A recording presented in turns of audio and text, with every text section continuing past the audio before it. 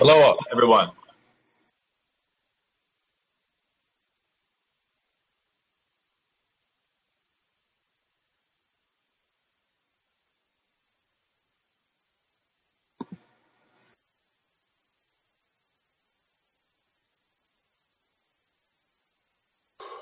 Hello,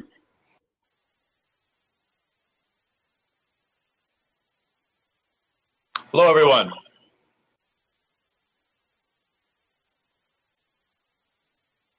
My apologies for being a little bit late. Can at least one of you confirm that you can hear me okay? David Allen, you can hear me? Yep, great. Wonderful. Well, I apologize about being sick last week. I'm still not 100%. I still feel a little bit cruddy, but I'm definitely, it's definitely no flu virus that has me bedridden. So we have Glenn, Mac, Thomas, George, David Kirkman, David Allen, Daryl, and I know we're expecting at least one other person. So let me just grab a piece of a printout at the printer, and I'll be right back. So give me 1 second.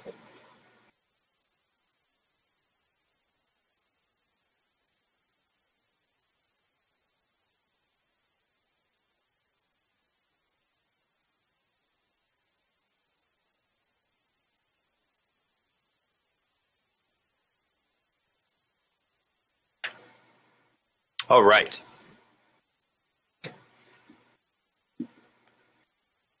So I've remembered to press record. It looks like Michael Vassell has just joined us. Welcome. What I would like to do is present a lecture on the reading material, but I would prefer that if you have a question, because I may be engrossed in the material, just if you could verbalize it. The chat box is another option, but I feel like it's almost better to just sort of, it's okay to interrupt me and just sort of feel free to do so. And it doesn't have to be a question. It can also be a point. The way that I want to take this is there's a lot of material to review, and I want to give a sort of some arguments and some summaries of the sort of the most key points, the most salient points of what we've read. But of course, with that being said, I want everyone else to jump in as you see fit, and jump in if we encounter things even from previous courses that were not answered or that were unclear, and so on and so forth. Does that sound like a plan? Great. All right. So the final section of Theory of the Subject is called Topics of Ethics, and it's a very interesting presentation of ethics that I think in the secondary literature of Badiou often goes unnoticed and uncommented upon. And so my first question is, as we look at this concluding chapter of Theory of the Subject, where he's trying to present a sort of Marxist ethics, and then when we fast forward to the short manifesto treatise of ethics, an essay concerning understanding of evil, we find a significant shift, which is most likely the result of a shift at the level of meta-ontology, at the use of set theory, and at the invention of the concept of the event and the centrality of truth, all of which were categories that are not operative in Theory of the Subject. However, what I want to look at today is how there are still very, very significant lines of continuity with the ethical project that he's putting down in Theory of the Subject, all the way up to the more recent work, Logics of Worlds, and so on. But before we get to the topics of ethics, I want to review the two means by which Badiou is thinking the subject. and some of the primary concepts of the subject, just sort of as a review. The first is topology, and the second is algebra. Now, when Badiou invokes these two terms, what is he referring to? In the most general and the broadest sense, algebra looks at the way in which belonging amongst parts functions. This could be belonging amongst members of a party. This could be belonging amongst individuals to a social link, and that sort of thing. Algebra also has to do with the rules of that belonging, right? This is what is what he calls the logic of neighborhoods, and in the way in which sets abide by certain algebraic rules. Topology has to do with the way in which those sets interact with the whole. And when we talk about the whole in theory of the subject, I would argue that it is one of the most prominent and important concepts that Badiou is using Lacan to get around, to move away from thinking the whole throughout the history of Western philosophy as we know it, but thinking the whole rather through this very interesting materialist dialectic that is actually very, very tricky to get at the heart of how we exactly think the whole. So I want to walk through these various ways, understanding it vis-a-vis algebra and topology. So for topology, the whole is about local belonging, right? And algebra is about being a member of a party. So this is expressed when he says that for Mao, the way in which Mao understands Marxist history is either through the line, right, or the party. What do you preference? And so you could understand the line as topology, and the line would be something like the aleatory figure of the masses versus the algebraic law of belonging of the party. And for Mao, as we know from the early peasant revolts, I believe it was early as like 1921, what was indicated with this radical torsion movement of the masses was this idea of a vanishing cause, that they presented something in set theoretical terms which was an inexistent to the existing set of the larger whole, right? It wasn't the party that presented this new truth, this new emergence, which actually was not able to be counted according to the logic of the algebraic set of the world in which it emerged. So here we have a very early use of Paul Cohen's conception of genericity, of the generic set, already at work here. Badiou says on page 263 that no Marxism is in a position to survey any totality.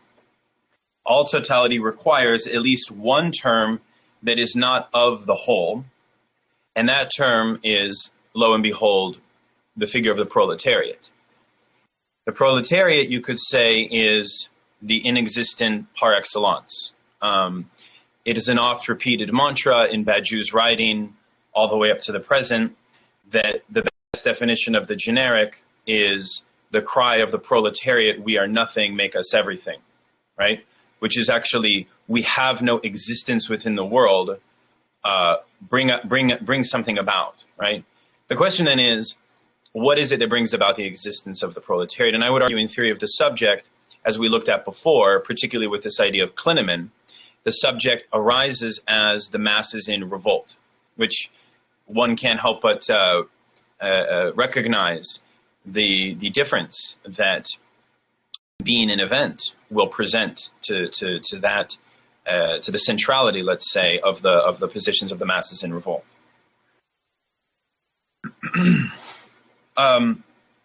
Badiou says on page 273, the no exclamation point of the revolt is not implied by the local conditions from which it emerged. it is forced by the inexistence of an absolute constraint that would force submission to the immediate conditions in a transcendent way. So it is as if the revolt brings about the inexistent, but this functions as a vanishing cause of its own emergence. And you'll remember the L diagram that we mapped that shows this line of torsion, this twisting logic at the end. So this is a wider framework, and we're going to return to algebra and topology and how they function in a moment. But let us look at the subject, and let us review some of the most key points and the key concepts of the subject in the text. So there are 3 terms of the subject that I want to highlight, and they have a dialectical relationship to each other, and I'm going to write them on the board, and hopefully you guys can see the board pretty well.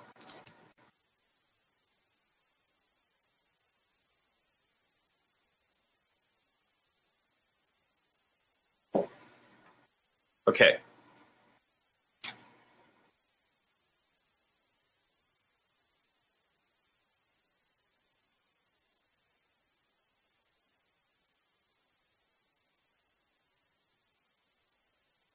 So the first is subjectivization. The second is subjective process. The third is the subject effect.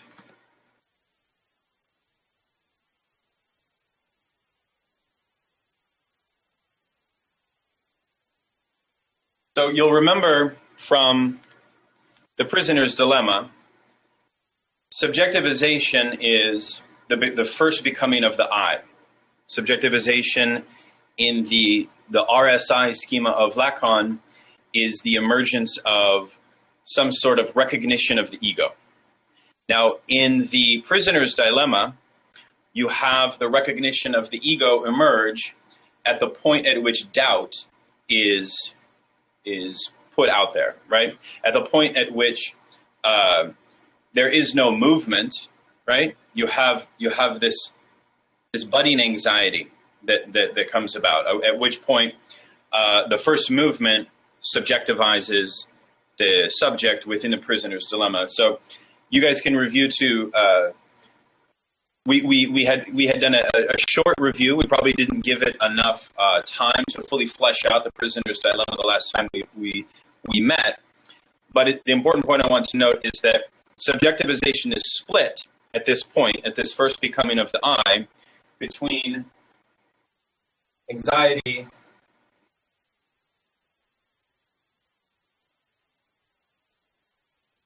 and courage. Can everybody see that? No, you cannot.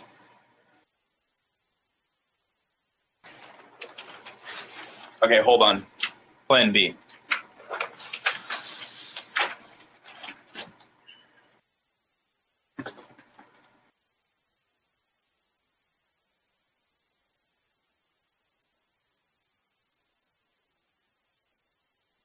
So we have subjectivization, we have subjective process,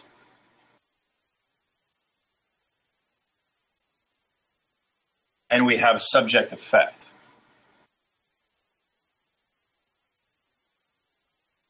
These are the 3 primary processes of thinking the subject. In the case of subjectivization, as I said, it is the first becoming of identity, of recognition that one actually possesses an I, okay? It is what Badiou says, the first moment of destruction, okay?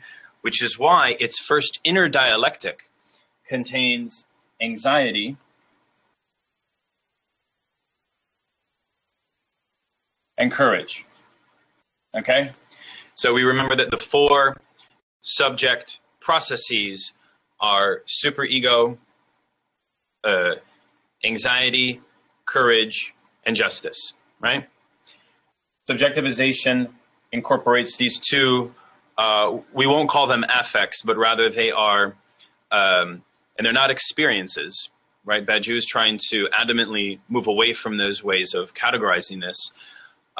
Peter Hallward, in the introduction to the Ethics, refers to them as principles. I like to refer to them as processes. So subjectivization is the first interruption of the vacillation of excess. So we have to think this in such a way that subjectivization takes the splace, and you remember the definition of the splace is homologous with that of Lacan's realm of the symbolic, right? So the interruption of the vacillation by the excess presents the first destruction. Okay. The subjective process comes after subjectivization, and it puts back into place the excess. So it is a recomposition. So this is destruction. This is recomposition. Okay? But this recomposition is now on the side of justice and superego. Okay? So we have a dialectical movement from a resolution, so to speak, between anxiety and courage, to which is founded in destruction, to a recomposition between a new dialectic of justice and superego. Finally, we have subject-affect, which is, Badiou defines as the divisible unity of subjectivization and the subjective process. So subject-affect is caused by that which disappears from the place and consists in a new development of what he calls a neighborhood of its cause. So the subject-affect is basically the remainder of this entire process here. Is simply, once we have, and we could easily do it on the L schema one more time if you guys would like, but it is that return. So if we have here subject-affect would be that movement back down after we've gone through these movements, after we've gone from I to splace to what Badiou calls dictatorship of proletariat. Subject-affect is the sort of completion of that movement. Okay? Now,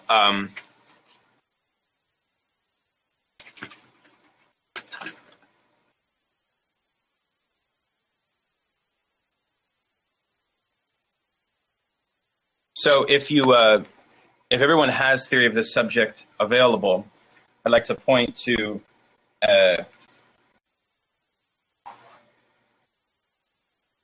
page 283.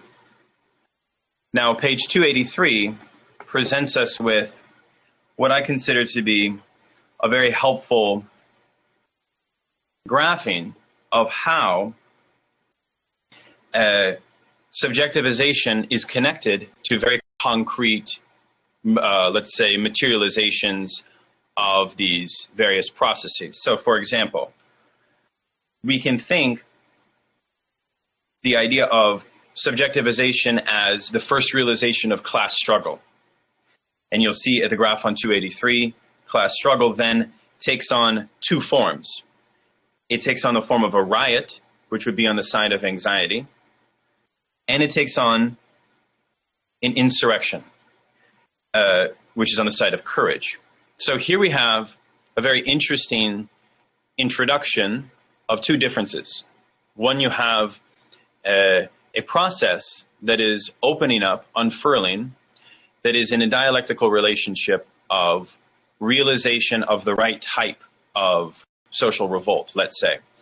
And I would reference in this 283 graph to read Badiou's more recent text on the rebirth of history, where he presents the four forms of the riot. Here we have, at this early point in theory of the subject, him already working with this through his materialist dialectic. Then below that we have subjective process, where we have the other two sides of the subject effect, which is dictatorship of proletariat on the side of superego, and then we have communism on the side of justice.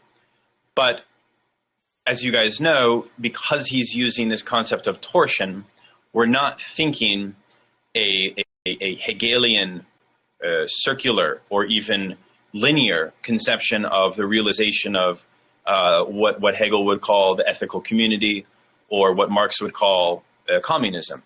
Badiou actually is not thinking a theory of the subject that would result in a certain realization of such a final end.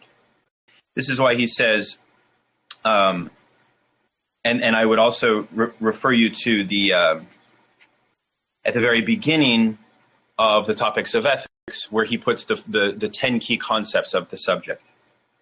So are there any questions at this point? I have a few more things to say on this, but I've been covering a lot of ground, so I want to pause and see if anybody has any questions. Oh, I see Glenn has said something. My voice keeps breaking up. Yeah, Daryl, it's choppy. Is it still choppy as I talk now? No? David Allen, is it choppy for you? No, it's good. Okay. It's a lot better now. Oh, good, guys. Good. Okay, so if there's no questions, I'm going to continue. All right. So we have this movement of subjectivization as an inner dialectic of anxiety and courage, which you could say is sort of an intrinsic dialectic to the subject as such. Then you have, following from the same principle, the subjective process, which is dictated by justice and the superego, which has to do with exterior features of encounter. The subject effect is integrally designated in the four topologies. So the third one then covers all four, okay? Now, topology is what makes a knot between the first dialectic of, topology makes a knot between the two sides of the negative. So in this case, you have justice and courage, positive, and then you have anxiety and superego, negative. And Badiou says that topology makes a knot of these two pairs, anxiety, superego, and courage, justice. And he presents a further formula, which is expressed on page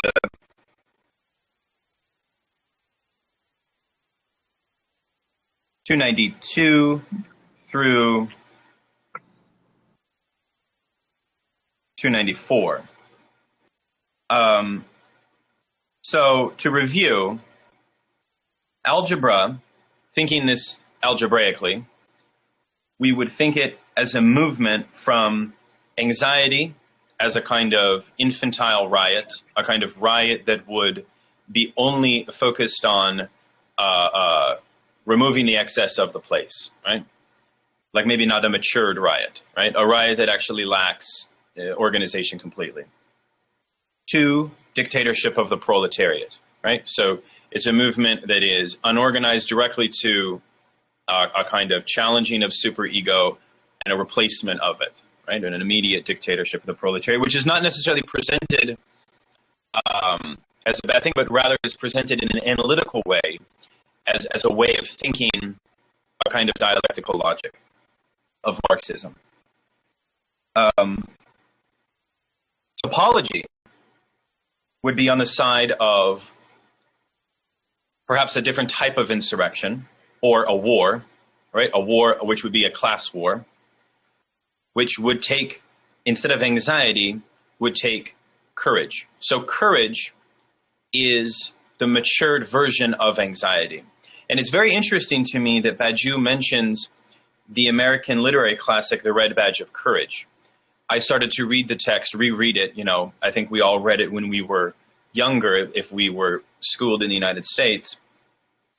And it's very interesting because what happens to the protagonist, if you guys remember that novel, is that he begins a sense of courage in what Badiou would call the diagonals of the imaginary. He begins, in essence, by only understanding courage from the position of his mother, right? The pressure of the superegoic law, right? He then proceeds to face a series of failures and anxieties on the field of battle.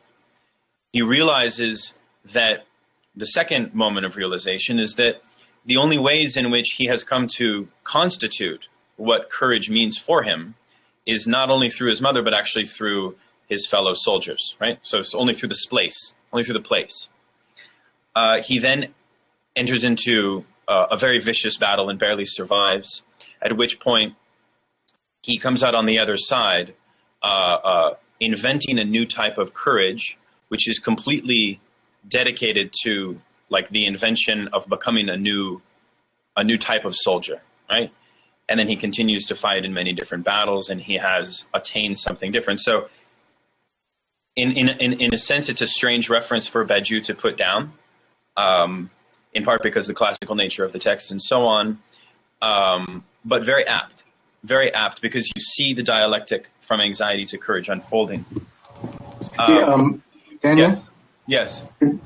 Just real quickly, that example kind of renews, this is Glenn, by the way, renews a little bit of a confusion that I have. Maybe you can address it one more time. Maybe I'll understand it this time. Bringing up the example of Red Badge of Courage, which, is very much about lived experience. And you say these four processes or principles, anxiety, courage, etc., are not to be understood as affect or experience, but as like a principle or process. Can you say just a little bit more about that? I mean, they're wrong to think of them as affect. I mean, we did read the piece on Lacan where he talked about anxiety as affect.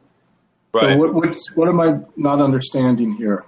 Well, what I've done, Glenn, is I, in part inspired by your question, but also I did some research on this, and I had actually written about this for my dissertation. So in a little bit, I have a whole presentation on affect in Badiou, and if you'll permit me, I'd like to delve into that presentation. Probably takes maybe 15-20 minutes. And what we'll find is that the category of affect is developed more rigorously in Logics of Worlds, okay? At this stage, he's not prepared to put forward a theory of the subject that would be reliant upon the affects. But by Logics of Worlds, affects, you could say, are the glue of events. Affects are the glue of events. That they are what keep fidelity cemented or anchored on a trajectory. Okay? So now with that being said, let me develop more on this theme of this motif of courage in theory of the subject, if you don't mind, because we find a very interesting section in the text called the diagonals of the imaginary. Now, in this section of the text, what we find is that courage, unlike anxiety, lets what Badiou calls the too much of the real show itself. So what the attainment of one of the signs that you have attained courage is that the symbolic, the splace, presents itself as a dead order, right? So you are able to see a concept that Badiou will later develop in Logics of Worlds, the atonality of the symbolic, the atonality of the state, okay? Which is a term that he uses we'll talk about in a moment.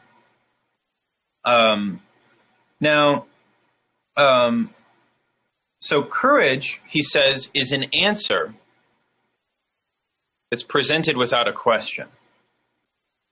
What, instead of a question, it places a wager. This is why courage, this principle of courage, let's say, is so important to what he calls the Promethean ethics. And we're going to develop, now we're going to move into what he talks about when he talks about ethics in the text. So it places a wager on the real that the real can effectuate, that we can go beyond this excessive scrap of the dead order of the real and invent something new. It makes me think of like staring into the abyss of a kind of neoliberal wasteland of Detroit, and absolutely not allowing that to, and let's say that this is the site of your home, right? And let's say that it's completely eviscerated, right? Courage would be able to see that for what it is, right? And not let that, so in a sense, courage is a kind of super affect, right? It's an affect that doesn't allow the human animal to be weighed down by affects as such. Right. That's important. I think that's the key. I think that's key too, because it is a very, and I asked Badiou himself, I said, this sounds very Nietzschean to me. Are we presenting a conception of the human as this, as we know, this immortal conception of fidelity to truth and so on, as the overman, right? And obviously, without getting into the complexity of such a question, we'll come to find the way in which Badiou differs from this kind of Nietzschean conception, right? So Badiou is still willing, I would argue, to present a very pragmatic. I mean, one of the things I think we need to avoid when we're reading Badiou's work, particularly in the ethics, is this assumption that he bifurcates and or splits the world into this kind of dualistic order, right? Where we have the state of being qua being as a completely dead space of atonalism and so on. And then we have this kind of Platonic realm of truths that we are in fidelity to and so on. I think this reeks of Heideggerianism. This reeks of what Heidegger called the ontological distinction between finitude and infinity. And I know that this is sort of a vulgar reading of Badiou. And so one of the things I wanted to talk about with you all later, not having read together Being an Event, is how we can add more nuance into thinking Badiou outside of this dualism, right? And I know that many of you have worked on Being an Event.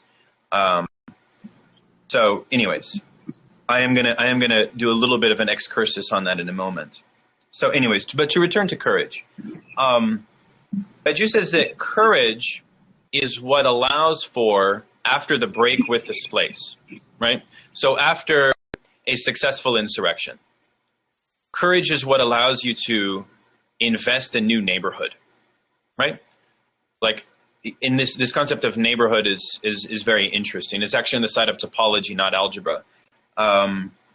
And courage is what enables you to, what he says, find a new path through the neighborhoods of excess, right? That become exposed through revolts or through insurrection or through popular uprising, etc., right? So he's trying to think courage as a kind of after effect, right? Both as an after effect, but also as a kind of guiding principle. Now, importantly, what is the flip side of courage? The flip side of courage is terror, okay? So terror occurs when the law undergoes a revolt. So, clearly I'm thinking Ferguson through and through. And this is such an important text to read in the context of Ferguson, I would add. So terror is when all particularisms that had sustained the universality of the law's truth are evacuated, and all that is left is the empty universality of the law as such. So this is, in fact, a very Hegelian conception of terror that Hegel developed in his own thinking on the French Revolution. As a side note, Hegel argued in a rather racist way that the religion of Islam is always caught as it's unable to escape the sort of obsession with its own universality as the only principle that justifies its law, which is why he argued Islam has a problem with violence, and so on and so on. Anyways, so for Hegel, terror, and this is from page 293 of Theory of the Subject, terror is a necessary moment in the self-becoming of self-consciousness. Now, Badiou fully submits to this, right? So terror is on the side of the subject. This is important, though. This is the revision. This is the revision that Badiou makes. Terror is no longer on the side of the state, but is on the side of the subject, because the state possesses the mode of the being of the universal. So Badiou says that whenever you have a protest that is on the side of, like, let's say, protecting the moral good, this would be in the ethics essay, whenever you have a fidelity to a truth as simulacra, right, where he looks at Nazism. So Nazism, for Badiou, in Theory of the Subject and in the ethics essay, is always going to present a constant state of terror, because it is seeking to, well, in the ethics essay, what he argues is that it's seeking its identification of the good, both in a historical sequence that was, but it's also seeking an identification of the good based on the plenitude of the community. So it argues that it is able to identify the all in a sort of even one-to-one mode of identification. Now, clearly, once we get into the ethics essay, we'll see how such a mode of identification of truth always ends up either in a mode of radical terror, or in a mode of absolute evil. Okay. So the other interesting thing he says is that such a mode of moral protest, he says on page 294, always brings about terror, but terror relegated to the level of the imaginary. So Badiou wants to make a claim that mass democracy, as we know it, mass democracy in the West, what he will later call capital parliamentarism, right, itself always contains a sense of terroristic logic that is relegated to the imaginary. And what this ends up doing is that it saturates, and I really like this concept of saturation, which he invokes on page 298. It saturates the potential for a subject to arise. The imaginary requires a fixed point of identity. Remember, I talked about this full identification. One thinks that they can resurrect the perfect community, right? One thinks that they can identify the truth of the social, right? But as we know, such a thing always depends upon an inexistent. And in the case of fascism, their identification of the inexistent was the Jew. Right? What Badiou is seeking to do is sort of reverse the modes of how subjective identification with inexistence as such operates, away from something along these fascistic lines. Now, he also says, and this is later in Theory of the Subject, this is towards the very end of the text, he becomes very critical of Mao. And he says that the imaginary requires a fixed point of identity, which usually materializes itself in the identification of the cult of the leader, right? And he provides some, and this is more kind of anecdotal / biographical, but he provides some coming to terms with his own history of Maoism at this point in the text, and some recognition that while Mao may not have intended to resurrect this cult of the leader, it is what happened, right? And it led to some of the most terroristic imaginary identifications. So, Daryl, you had asked for what page? In regards to what reference?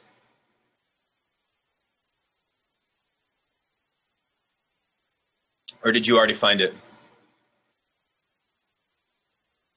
Okay. Well, when you get back.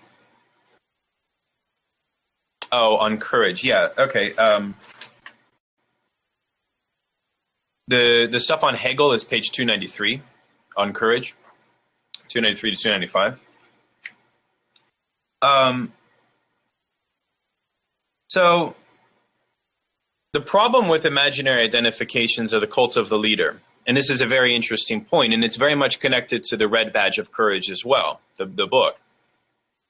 Because what they do is they basically provide the semblance of courage, right?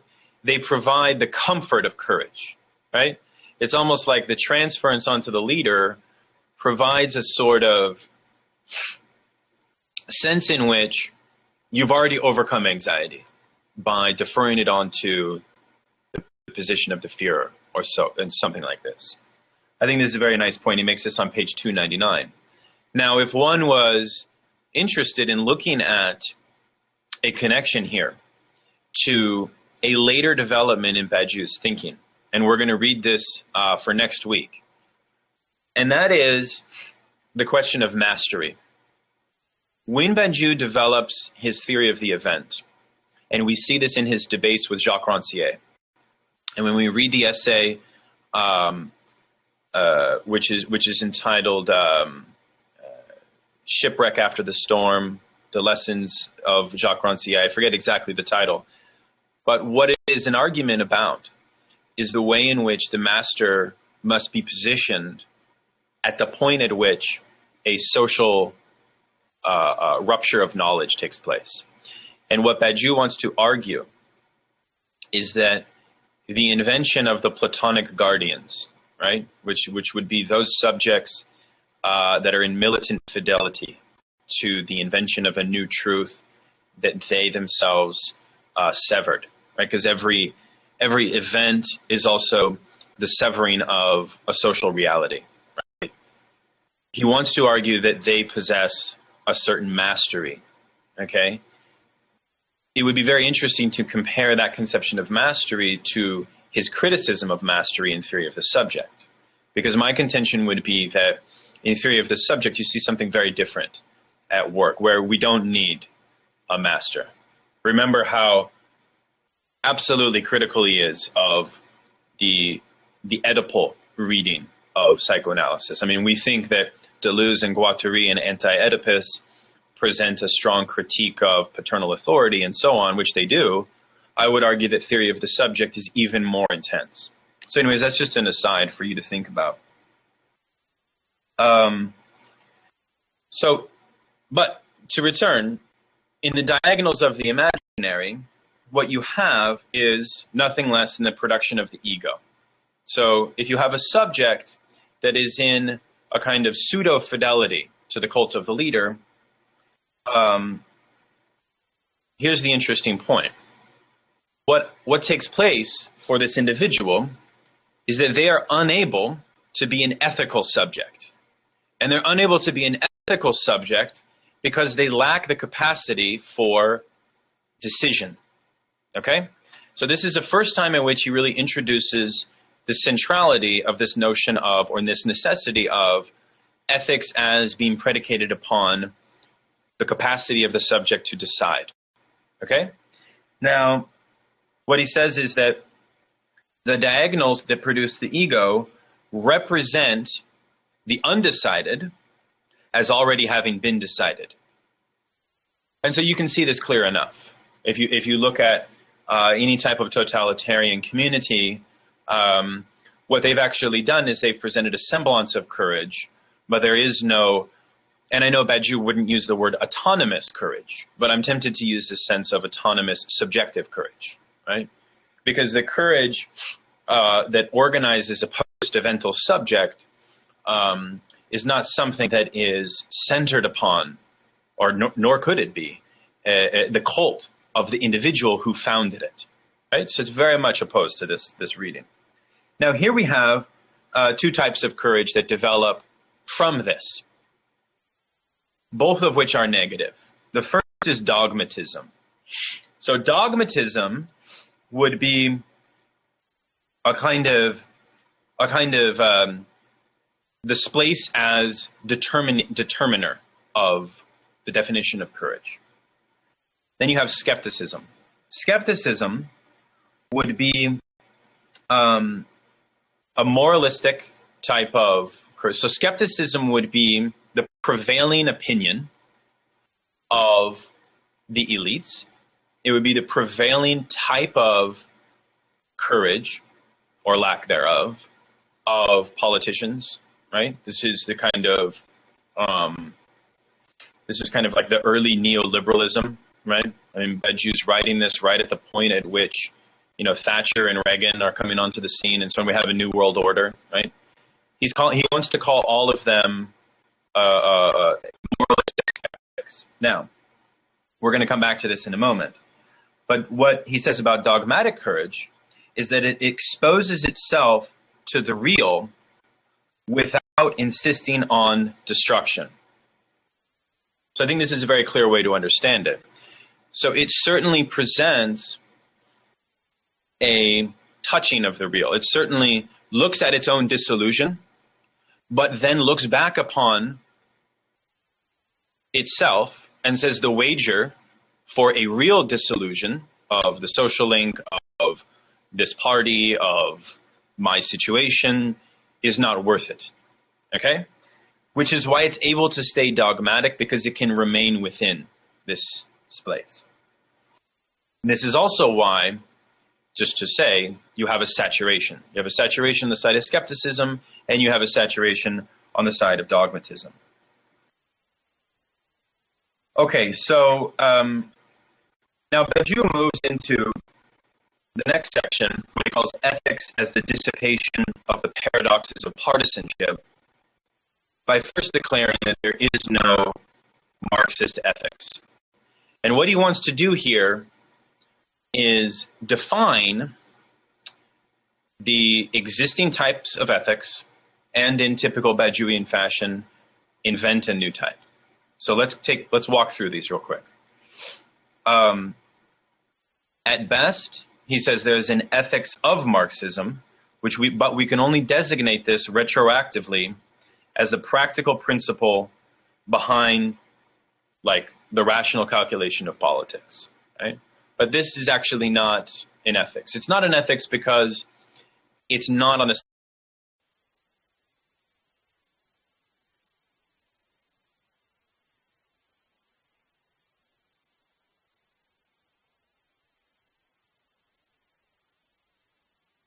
We've lost him.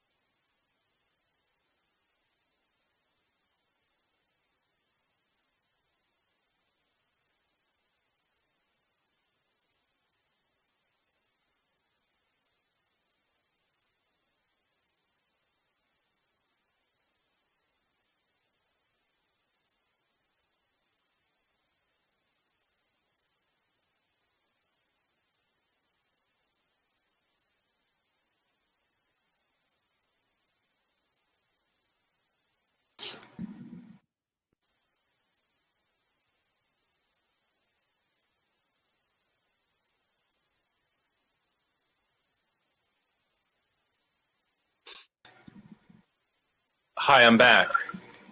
So sorry about that, everybody. I only see a couple people. Now, David Allen, can you hear me? Yeah. Okay, excellent. I'm so sorry. I don't know what the hell happened, but I'm back. If I interrupted a conversation that was taking place, by all means, let me know.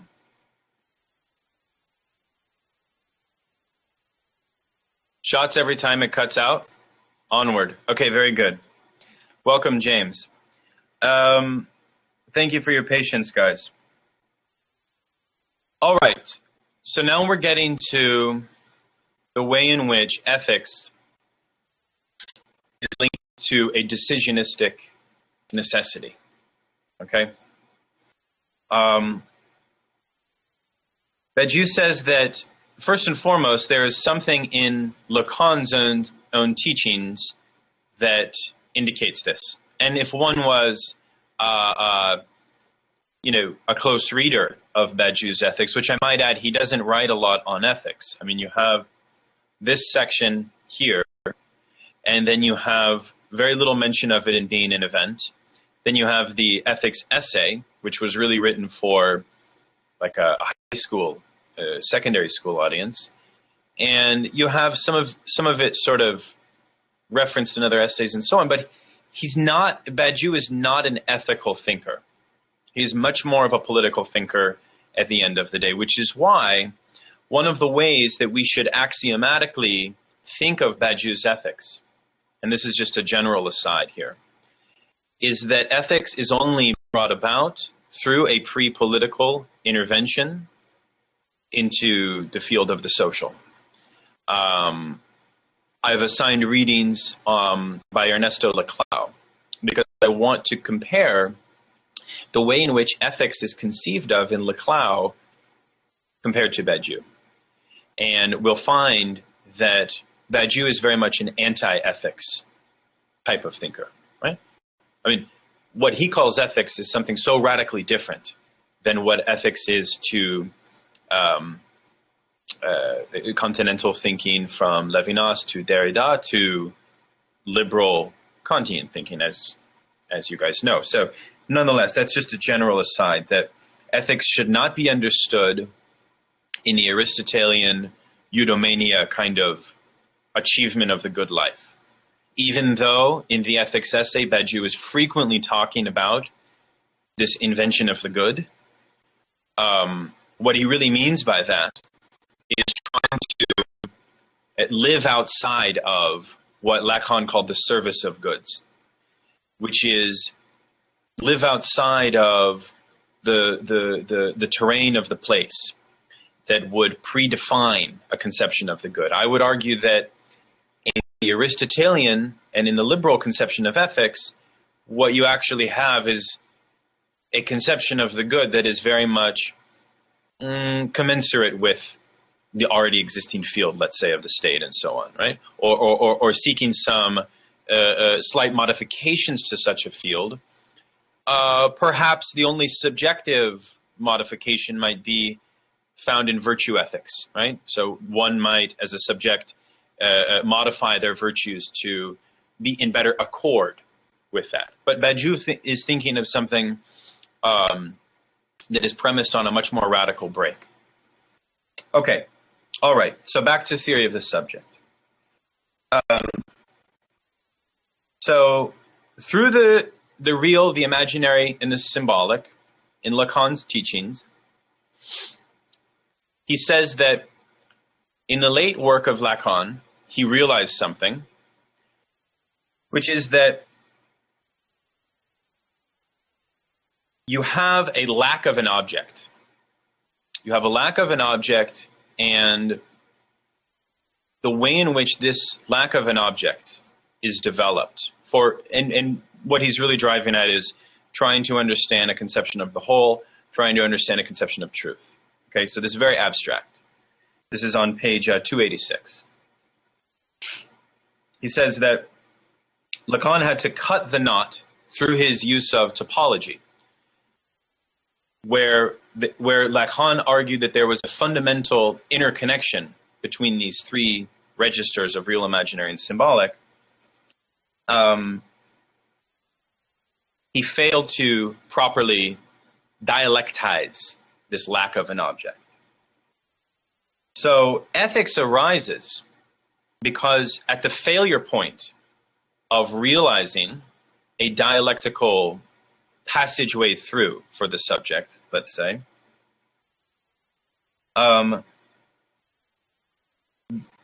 that's one reason why we have to have ethics. Later, ethics is necessary because it is that which, like courage, functions kind of like a torch, right, through the cave of discovery of a truth procedure. Here, ethics is on the side of topology, right? And it arises because something is undecidable within the new, that the revolt has opened up, let's say. Now, what anchors the subject is the lack, right? We know that the law of the symbolic, based on how signifiers themselves operate on subjectivity, always relegates the subject within the social world itself as relegated to a position of lack. But paradoxically, he says, quote, without the anchorage of lack, there is no center of the subject. So, the very interesting thing here is that he's trying to think this position of a undecidable choice that the subject is facing that is going to be something that would be constitutive of a movement out of, like, let us say, the negative side of the dialectic. And he says that Hölderlin's conception, and remember, from the German idealists, the most important concept in theory of the subject is torsion. And you will remember our lecture and development of this idea of torsion, which is very much connected to the atomists, very much connected to the logic of Klineman, and so on. But he says it's Hölderlin, not Hegel, that provides this conception of thinking the dialectic as a torsion and not as the reification of a whole. Just as an interesting aside. Now, where does the decisionistic necessity come from? One would think it might come from Pascal. One would think that he would find it other places, but lo and behold, he actually refers to Hegel. And he refers to Hegel as the origin of decisionistic ethics from the phenomenology. Quote, this is Hegel, the ethical order essentially consists in its immediate firmness of decision. Consequently, the absolute right of the ethical consciousness is that the deed, the shape in which it actualizes itself, shall be nothing else but what it knows. So here we have two things at play. If you're familiar with a very important essay, which was written after the phenomenology, called System of Ethical Life, what you have in such a conception of ethics for Hegel is the development of a sphere of proper ethical life that is dependent upon a series of subjective transformations and subjective developments, right? If you look at like an American Hegelian like Robert Pippin, he really locates such a procedure of necessary subjective changes at the level of rationality, at the level of speech, at the level of negotiation amongst fellow subjects, and so on. Badiou is not interested in such a achievement. Badiou completely subjectivizes it. He's not trying to argue that a development of a sphere of ethical life will then result in a different type of decision, or will then result in the enhancement of the subject's ability to decide right. He's not interested in saying that. And it's ambiguous the degree to which we can read Hegel on this issue. But what he is retaining from Hegel is the centrality of the decision. He says, ethics is based on the decision that cannot be inferred except from the knowledge of its time. Ethics is based on the decision that cannot be inferred except from the knowledge of its time. Now, we saw how in The Prisoner's Dilemma, ethics equals time. Later, the event has to do with the way in which you discipline time. As a subject, you then discipline time. If, say, post-evental subject, if you like. So ethics thus comes down to the incalculable decision. This is why ethics is subservient to morality. So this is also why he's not interested in trying to attain a moralistic change to the state of the social. This is why he's not Aristotelian. This is why he's not communitarian. This is why he's not liberal. This is something that's working intrinsically to the subject. So he reverses Hegel by saying that morality, this is the very interesting point. It's so subjective for Badiou that morality is calculable since it is caught in this place. So in other words, morality as we know it is not, and you know, it's tempting to use the language of being an event and say event and so on, but I don't want to. But what he does say is that morality is, like, let us say, completely identifiable within this realm of this place. The decision of ethics and such doesn't necessarily change that. It completely discards it. It's no longer in use of it. So ethics is on the agenda whenever subjective tension obtains universality only in the particular forsaking of any will slowly enough to investigate the complete state of affairs.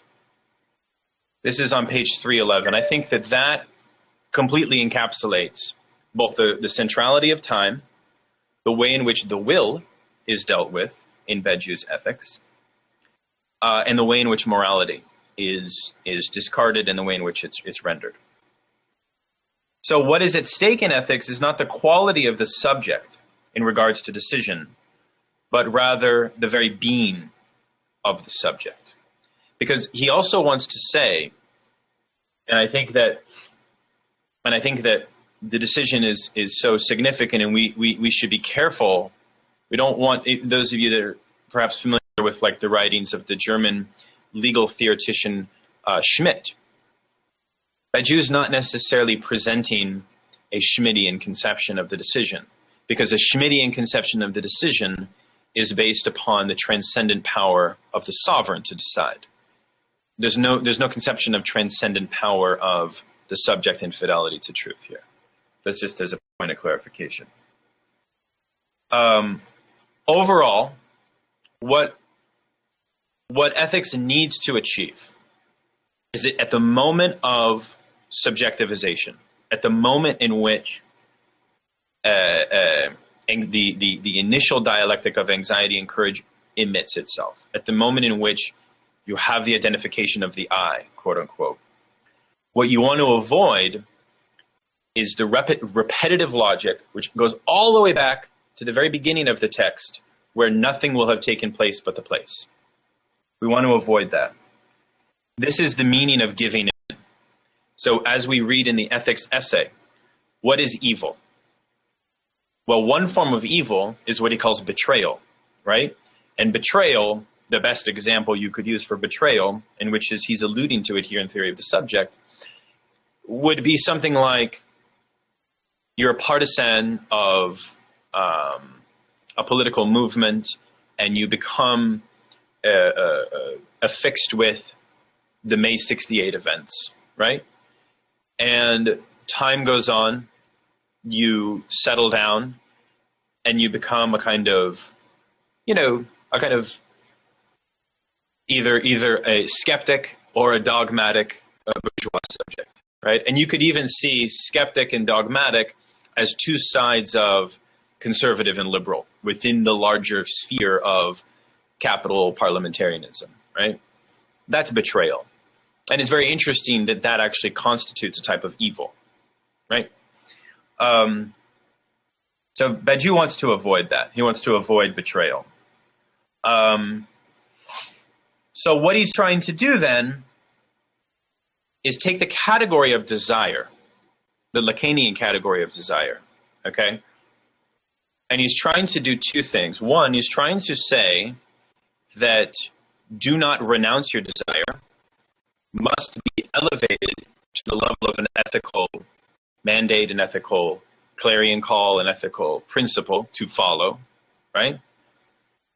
As in, do not stop with your experiments with courage, could be one way to look at it.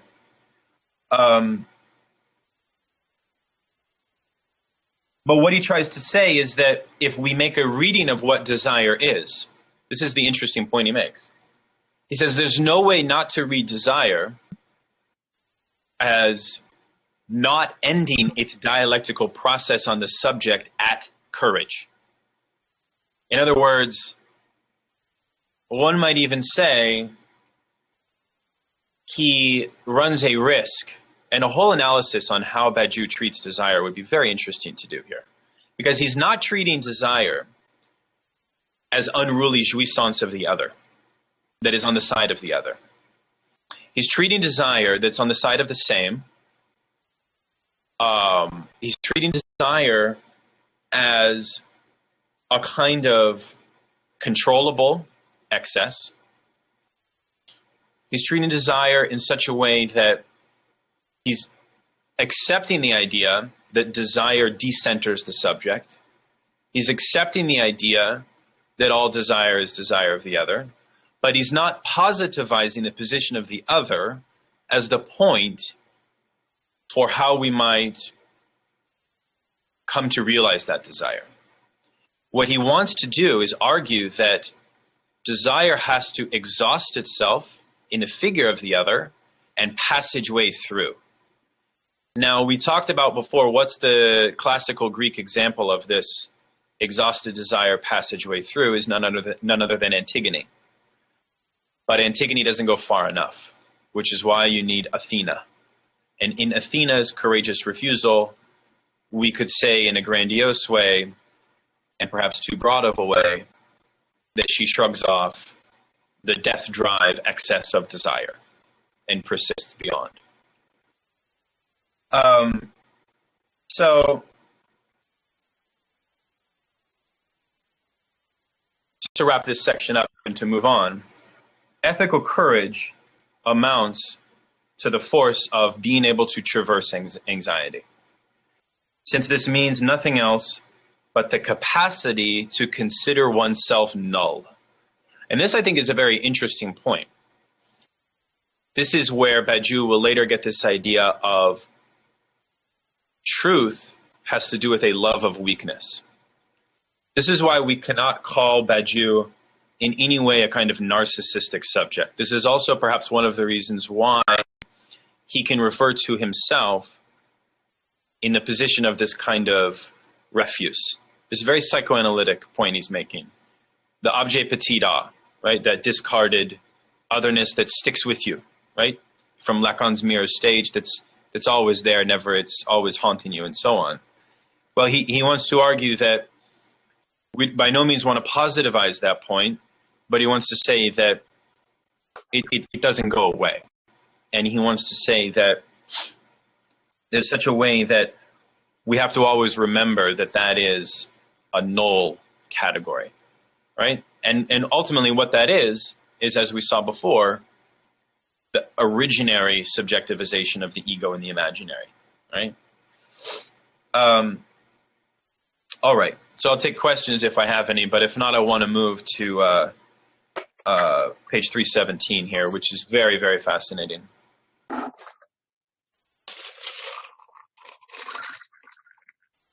So Badiou says that there's two types of ethics, and I love this. I think what he says here is spot on, or at least very interesting. The first type of ethics comes through inferring an ethics based on the order of the world, right? The second type comes on an ethics based on inferring the subject's will, right? So in the Aristotelian sense, we very much have the first type, right? And we might say that, Nietzschean, Schopenhauer, etc., where the will is more central, would be another type of ethics, okay?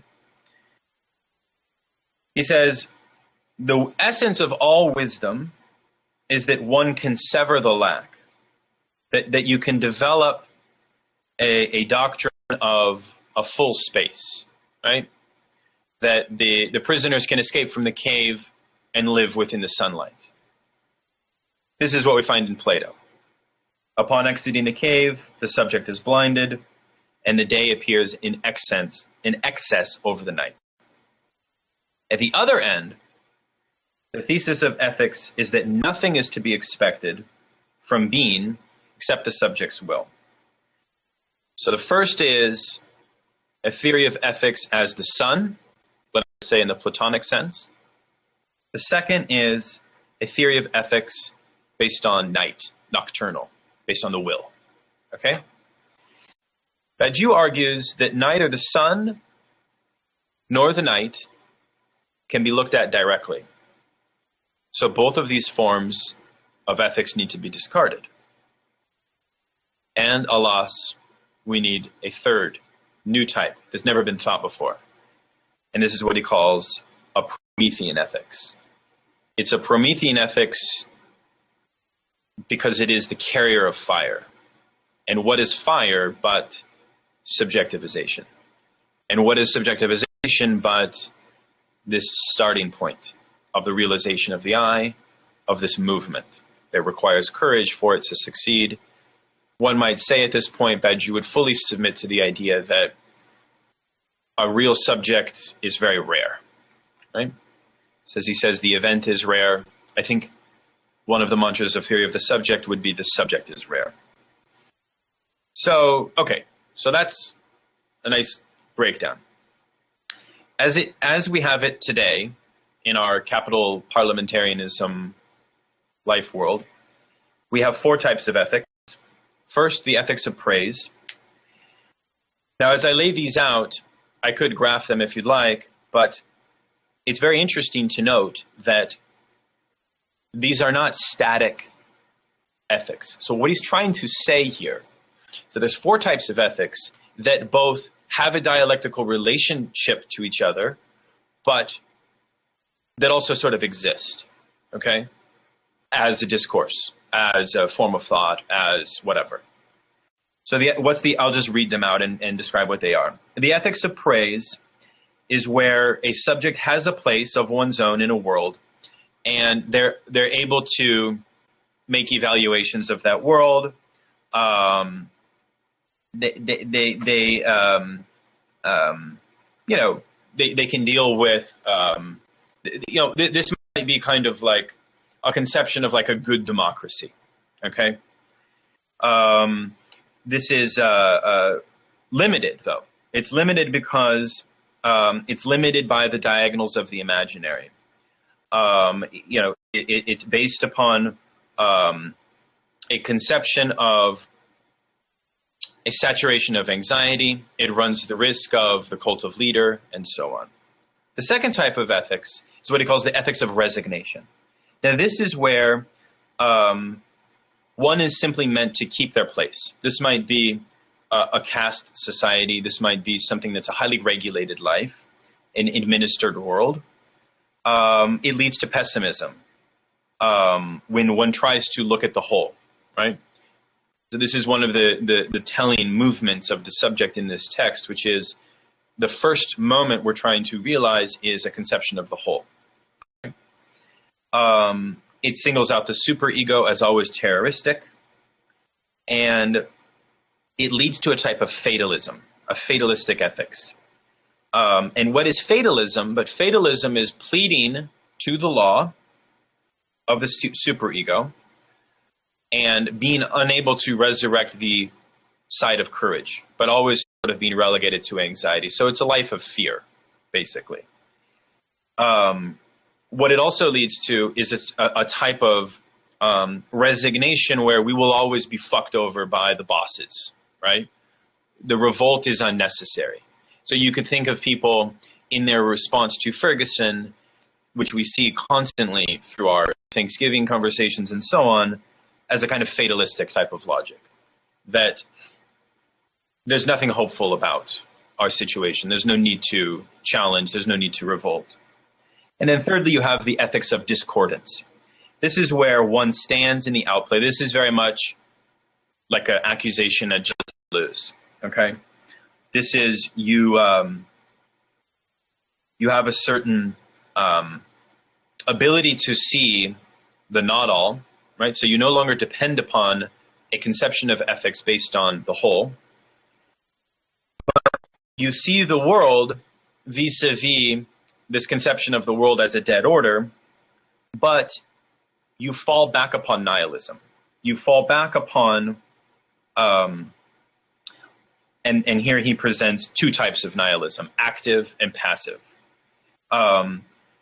So in active nihilism, you have a confidence that precedes the object, and in passive,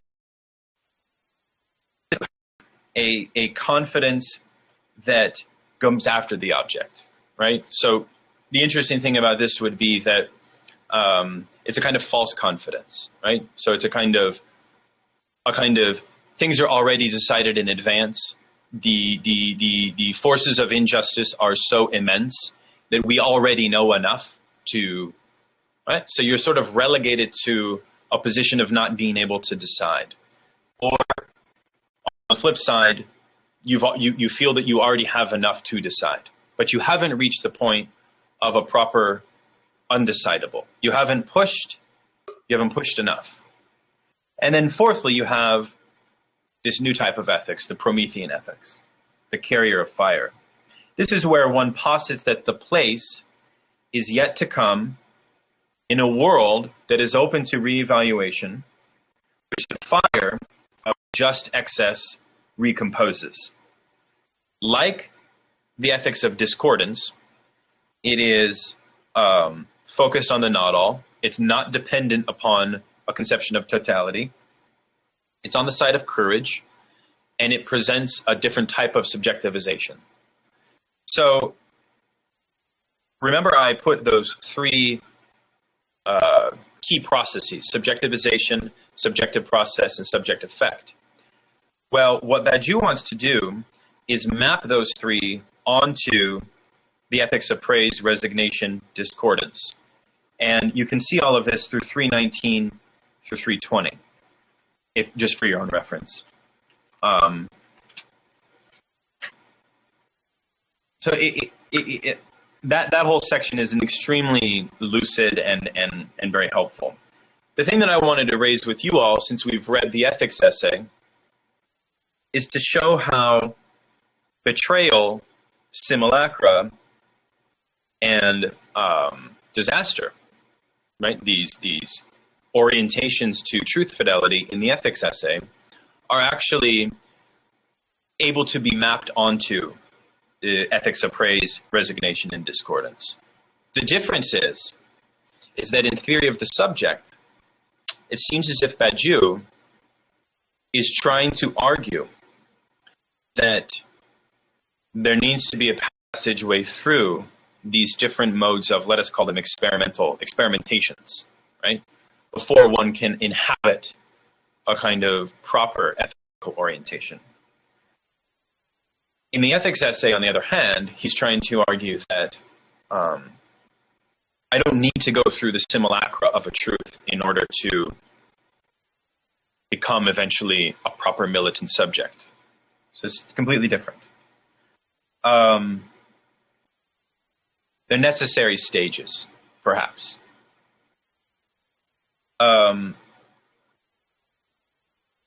He also calls these, and the reason that they are necessary stages is because they're all trying to face a common impasse. And he says that there is no path ever opened to fill the gap between subjective evaluation and the norm of the place, the norm of the world, the discourse of resignation is fatalism, and the discourse of discordance is nihilism. Now he introduces the concept of belief. And belief is introduced here primarily as belief of confidence, but belief is introduced as a very interesting thing. And we can discuss belief, because he doesn't quite talk about belief in the ethics seminar. But he says that belief in confidence is what characterizes Promethean ethics. Confidence is the pre-political arrangement, and remember the centrality of this idea of pre-political and ethics. It's this remainder of calculable action without which Marxism can never begin. So confidence is situated,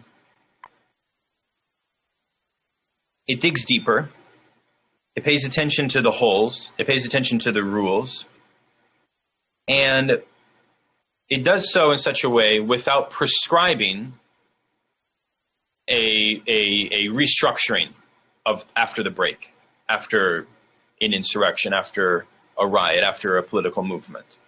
Confidence is what organizes the ethical field. And he says a very interesting thing. He says that confidence is always both confidence in the masses and confidence in the party. But I would argue that in theory of the subject, confidence must be thought on the side of the masses as a kind of a priori, and not so much on the side of the party. And we're starting to see the beginning of a kind of post-party political philosophy in his work. So all of this is very interesting, and I want to transition to the ethics essay. But before I do so, I realize it's I've been speaking for almost an hour and a half, and I want to open it up and see what people think. We've just I've taken you through theory of the subject, and I see a question here.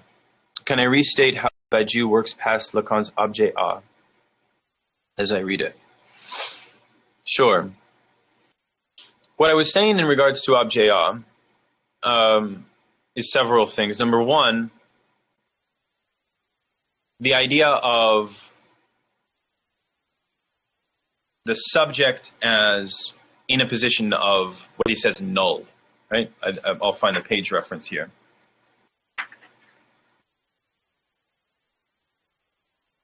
What I was saying was that in a certain sense, the objet petit a for Badiou, A, as you know, it's not quite mentioned. B, even though it's not mentioned, it still persists as a principle that's at work. And it persists in the sense in which it is the excess of desire's operation on the subject. And what I'm trying to suggest is that when Badiou takes the maxim of do not give in your desire and conflates that or presses that onto the meaning of remain in persistence to a truth fidelity, the objet petit a takes on a kind of love of weakness, right? It takes on a kind of the excess scrap that always remains. The excess scrap of the original movement of subjectivization of the destitute ego that has to be discarded, but that never leaves. So this was my sort of improvisational understanding of objet A. I hope that makes sense. Much more could be said about it.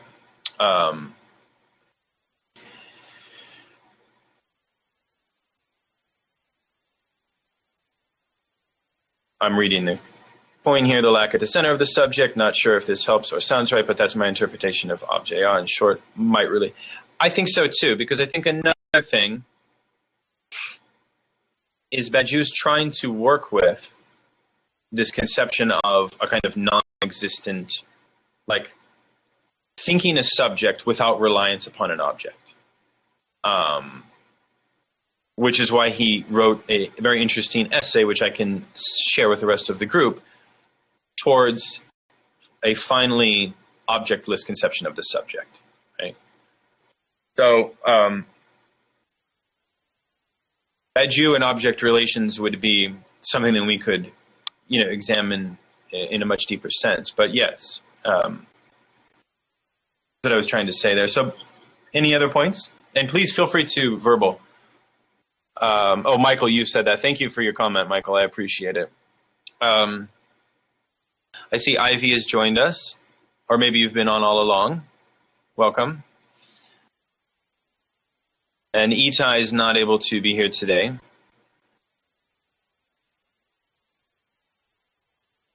Okay, great. Well, I can continue on then. And I want to move to the ethics essay. I hope everyone enjoyed reading the ethics essay. Oh, and now we have Glenn here. By way of illustrating betrayal as a form of evil and the real force of this dictum of not giving up, can you say something about Badiou's own change in relation to Maoism? Very interesting.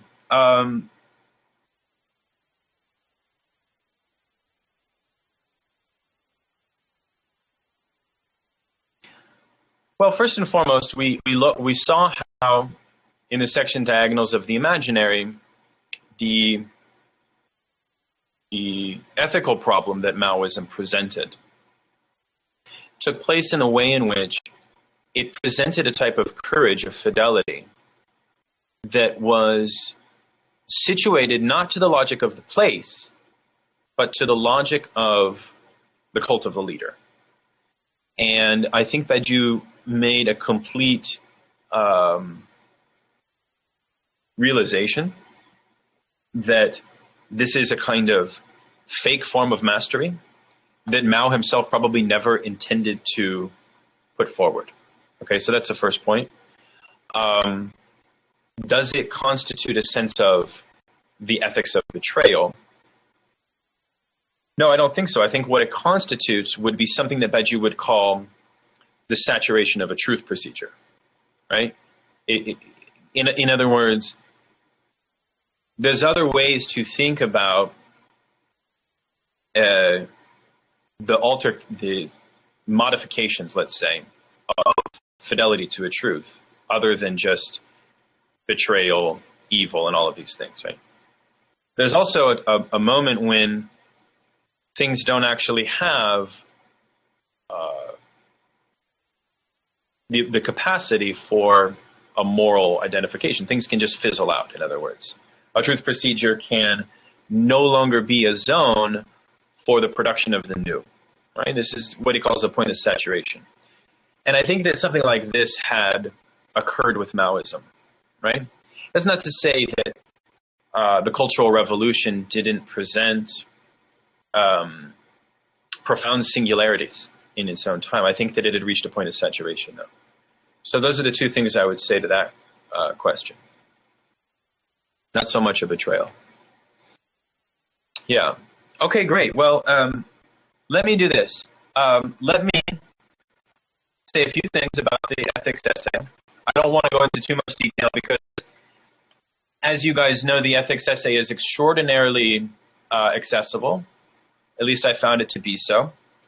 And at the same time, it's pack jam with terminology that we haven't looked at.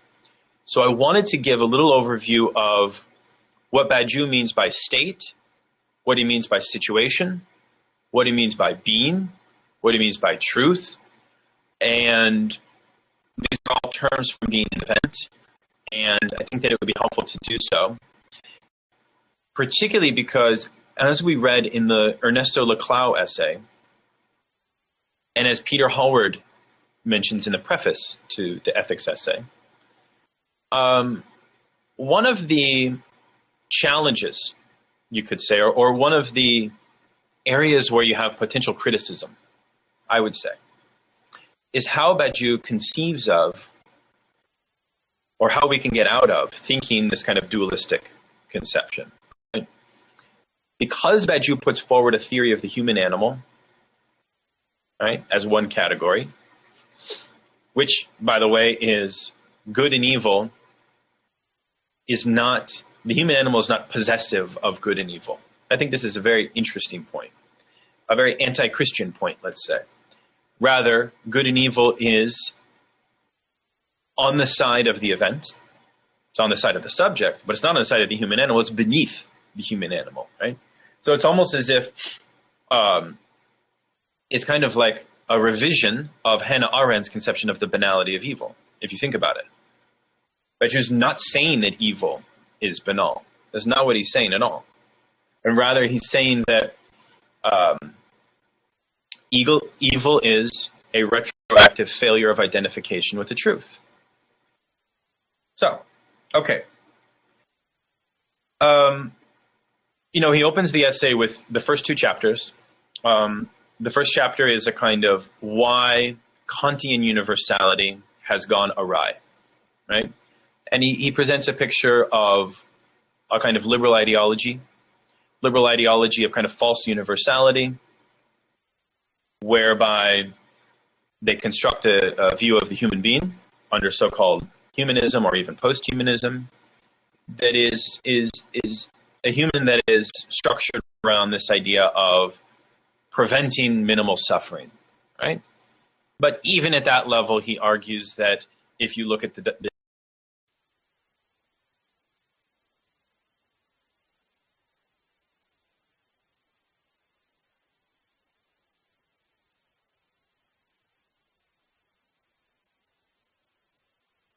you guys hear me?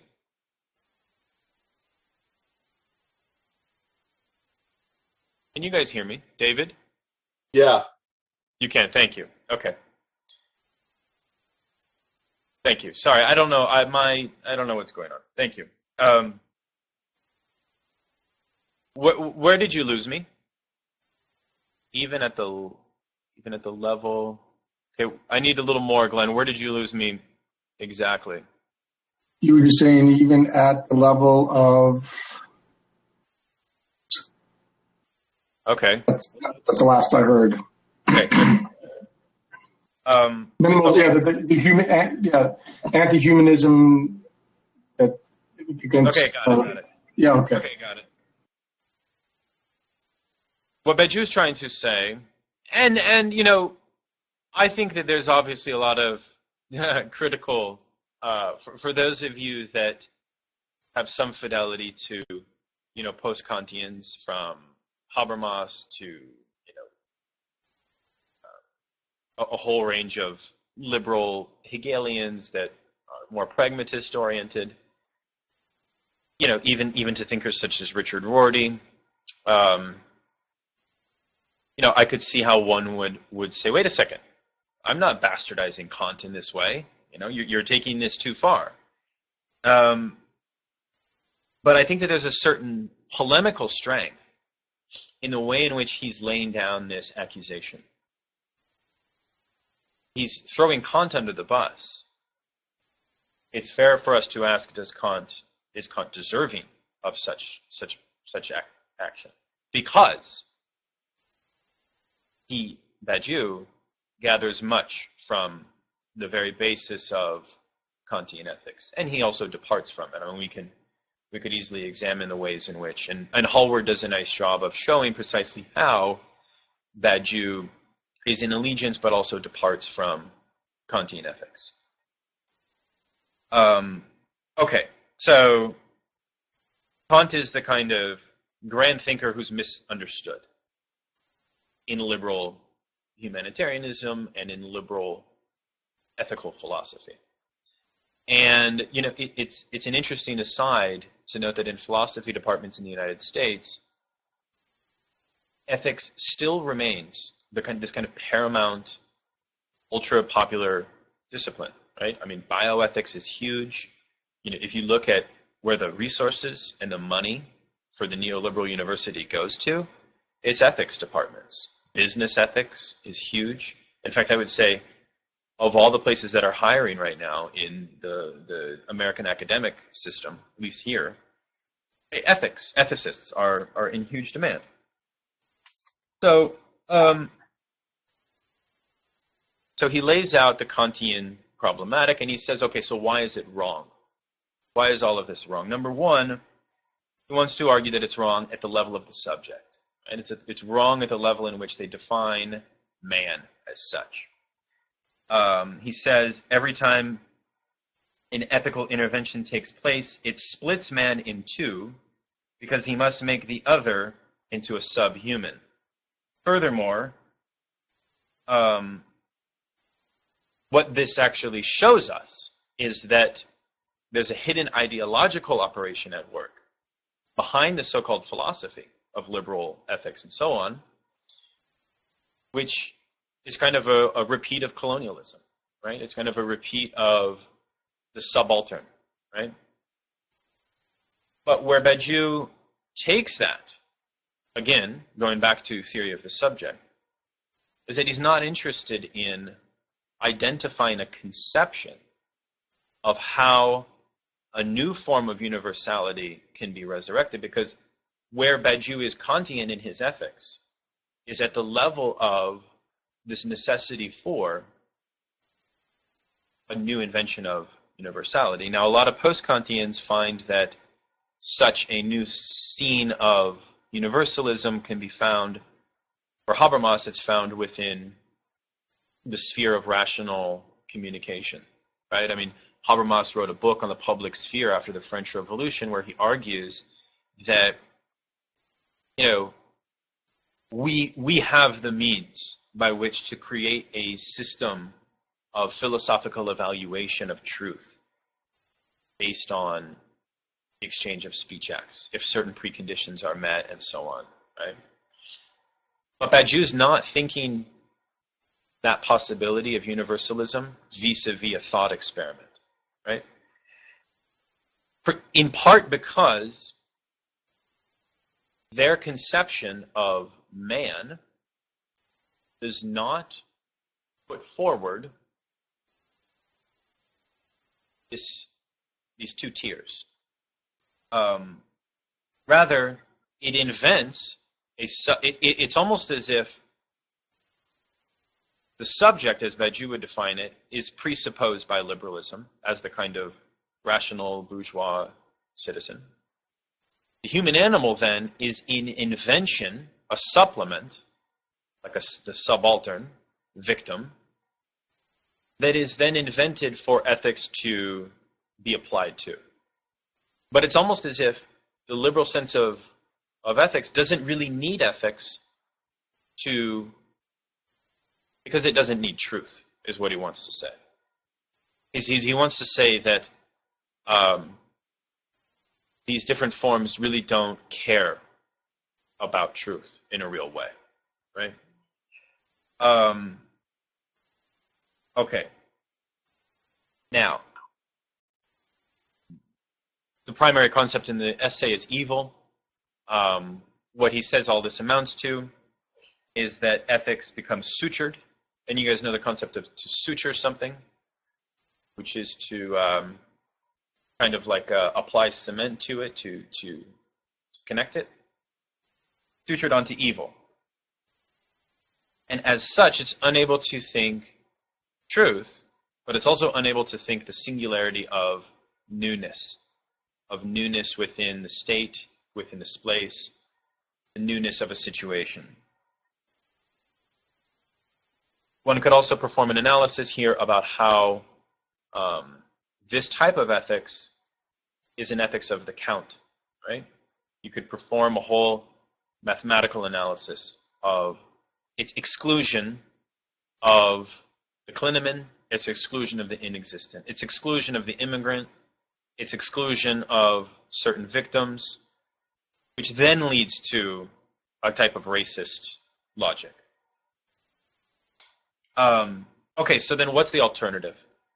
So the alternative, and of course we need to add here, this is still chapter 1, but he jumps right into it. And it's breathtaking how he's able to, you know, put forward these concepts in such a compact way, but still kind of make it accessible even for people that may not be familiar with his language. First and foremost, man is to be thought, rather identified, through the affirmations of thought, right? So truth is at the level of thought. That's the key point, right? So here he makes a complete kind of Cartesian move. All right.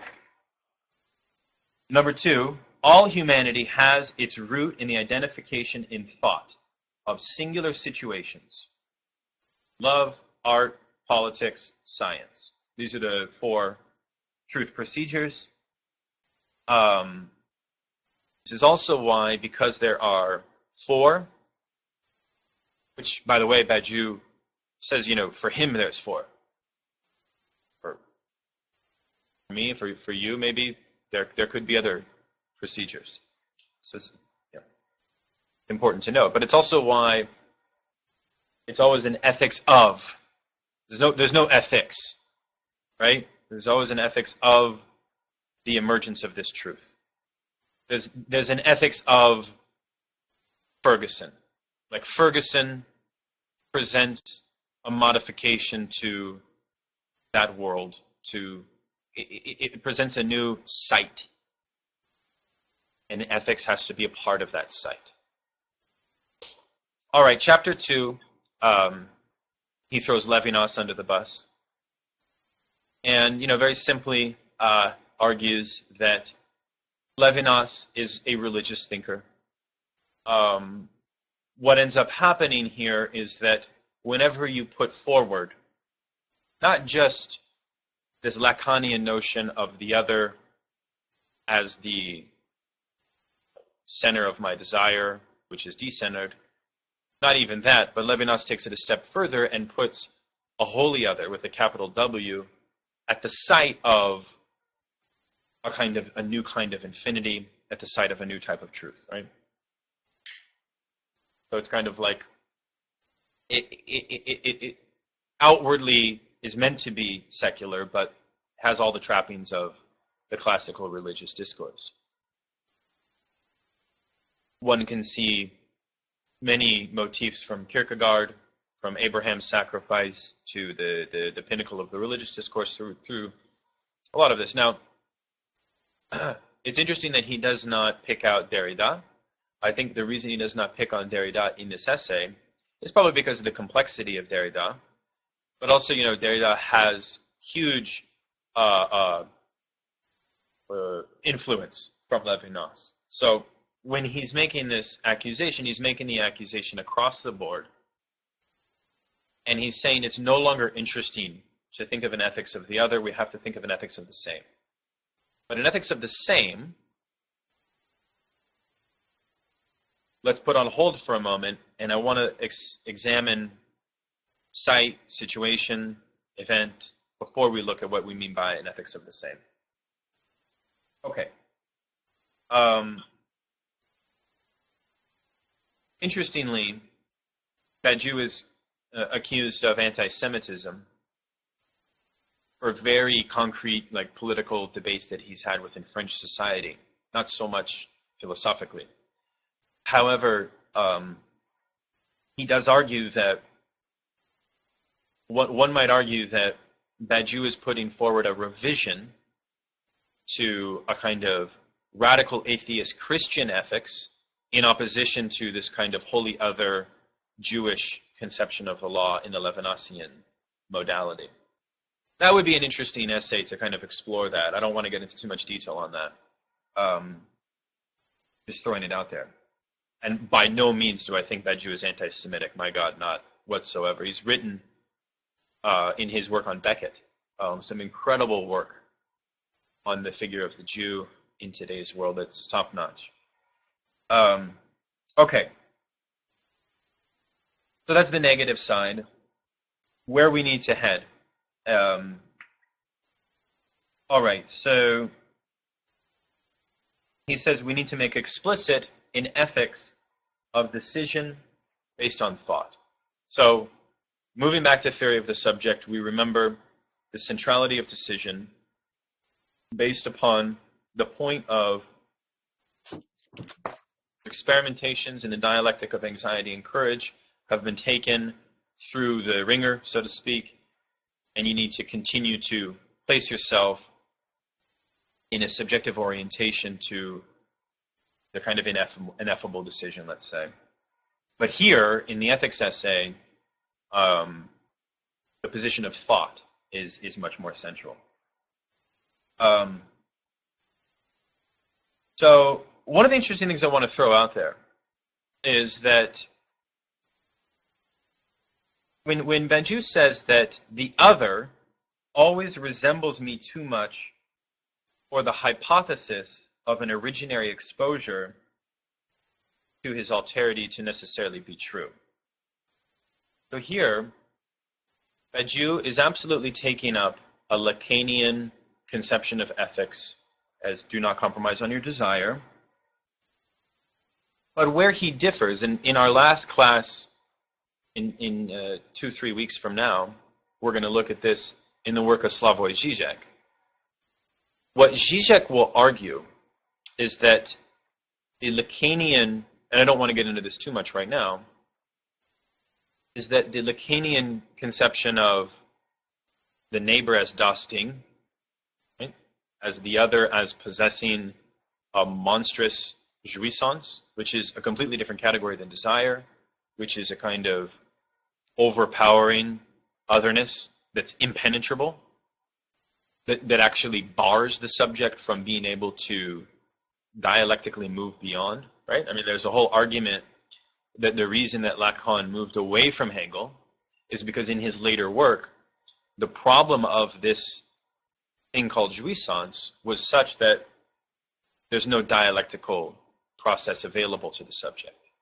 So Badiou boldly claims that we can move beyond that.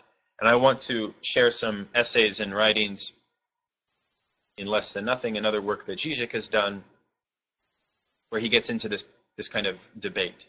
Because I think it goes back to a lot of the themes in theory of the subject that we've been looking at, from Badiou's relationship to Oedipus, Badiou's relationship to Athena, Badiou's relationship to anxiety and death drive, and so on. Anyways.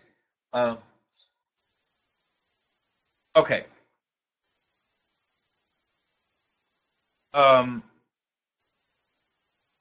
What he says that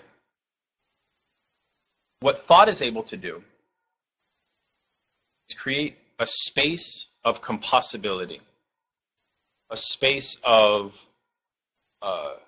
participation in a series of naming procedures of the new truth, right? And this is interesting because this space of compossibility that an event opens up is a space of a new orientation to time. It's a new orientation to language. And it constitutes a kind of radical opening, right?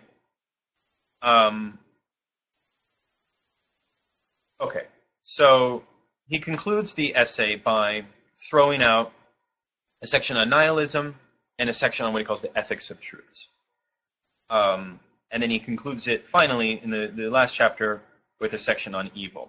Now, we've already touched on some of these sort of key themes at work. But let me just review a couple points, and then I'm going to move to sort of some more definitional stuff, and then I'm going to finally conclude with some stuff on affect. One of the things to point out on this do not give up on your desire,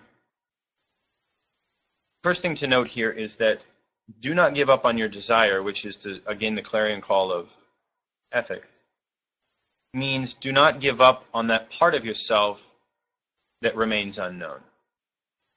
And it's that point of unknowability, which one might link back to the Lacanian conception of objet. One might link this back to the proper ethical orientation of identification with the void.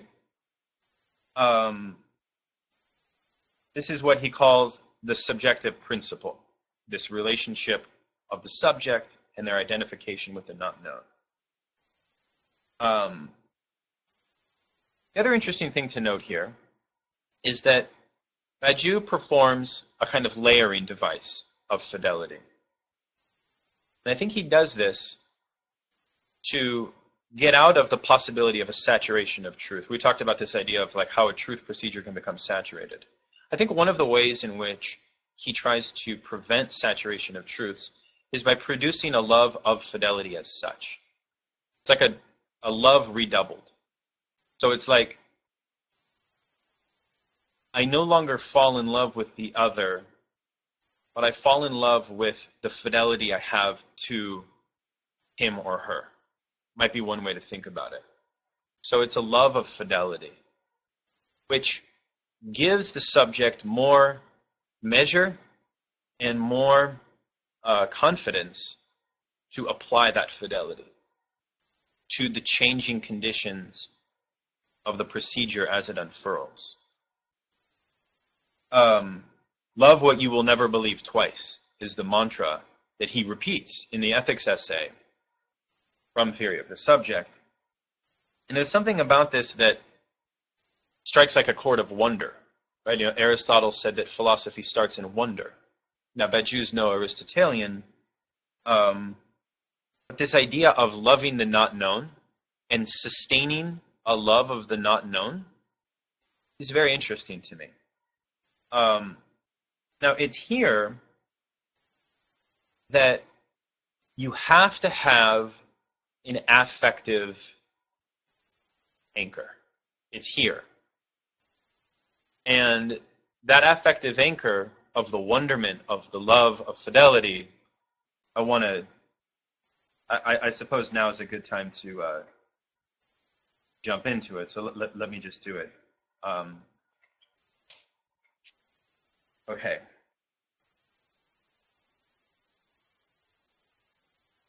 All right. So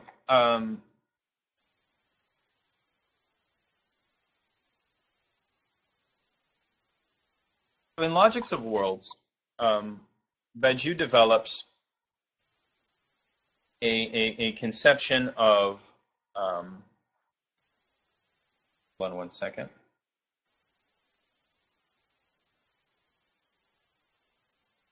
Okay. The four primary affects. So for the first time, we talked about the four subjective processes in Theory of the Subject. In Logics of Worlds, he assigns affects to them. And he says that love, primary affect is happiness. Politics is enthusiasm. Science elicits joy. And art elicits pleasure. Each of these affects function like feedback loops, drawing the subject into a truth procedure.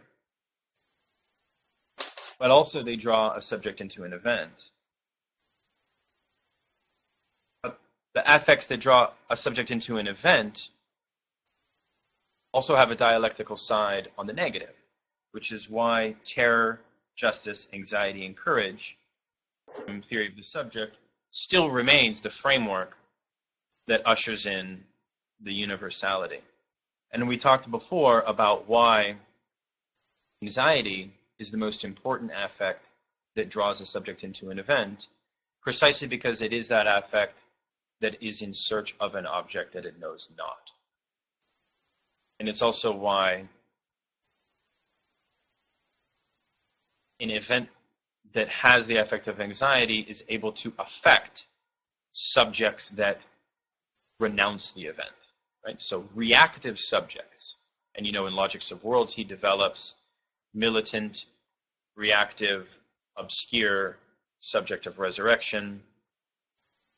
Even the reactive subject is still touched by the anxiety. Okay, so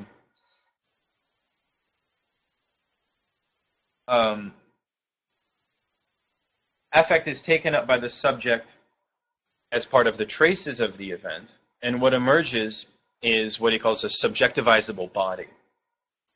And this signals a taking hold of the human animal. So an affect, in a sense, is out of the control of the human animal. It sort of seizes. It's a seizing type of procedure. This is what he calls subjective induction in Logics of Worlds. So this is kind of his core theory of a kind of becoming subject. Now,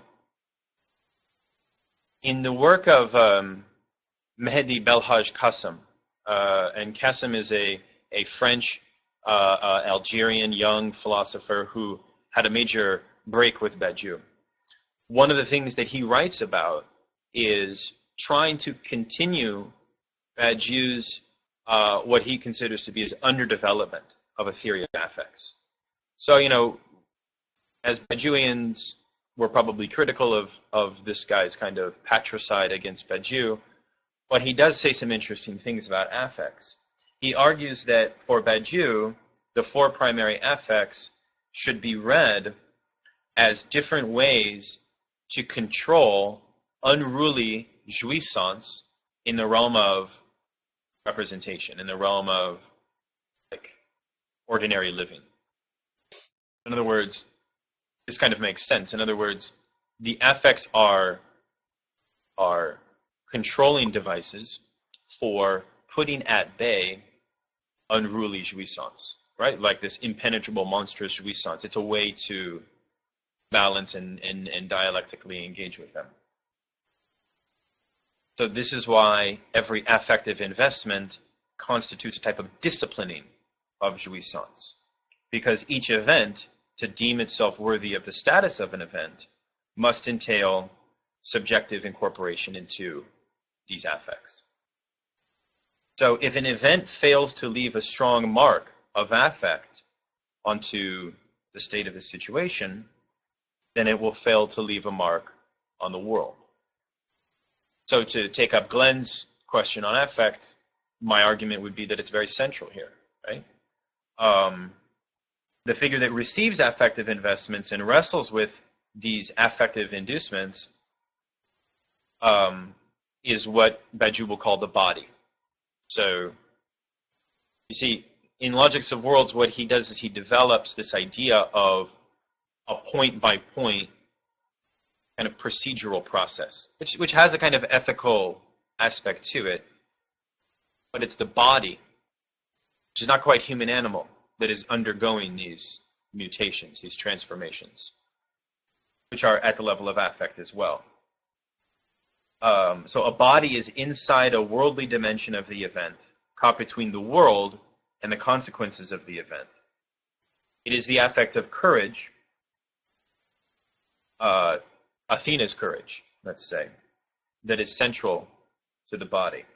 The courage of the continuation of effort is drawn from the words, names, the experiments of naming meaning of the event and so on. Another important point here is that a body is a key point in the process of subtraction, which is part and parcel to every evental procedure. In general, subtraction operates to withdraw, to disconnect, and to reduce the complexity of a situation to its minimal difference. So, and we'll get into this idea of being qua being as multiplicity in a moment and all of that. Overall, affects situate the body to a procedure that create and reinforce aspects of courage, heroism, and so on.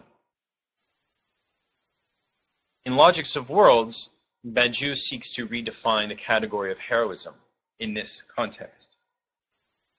And heroism becomes the capacity of the body, becoming subject, to remain in fidelity, to persevere in fidelity, and to move beyond the prior status of one's own animality, let's say, to move beyond the realm of utilitarian interest and so on. Okay, so for Freud, one of the best thinkers of affect in the Western canon, affect is always a second-level representation. I want to compare and contrast Badiou to Freud because I think that Badiou's relationship to psychoanalysis is very selective, and we often think that he's more of a psychoanalytic thinker than he really is. Freud wrote that the emotional life of man is in general made up of contraries. And he further states the mechanism of repression that precedes the reversal of affect and presupposes the double existence of the double structure of all affects. So what Freud's theory of affect implies is that any, let's call it evental glue of an affect, will always also entail a secondary affect that can lead to reactionary subjective positions that can thwart fidelity. Freud's theory of the affect states that there would be reversal of any affect into its opposite, because the contrasted pair is already there at the outset. Now, Badiou accepts this logic, as we saw in his definition of subjectivization in theory of the subject, where anxiety is always has its double in courage. So he recognizes this. However, what Freud shows is that it is the affect that is disproportionate.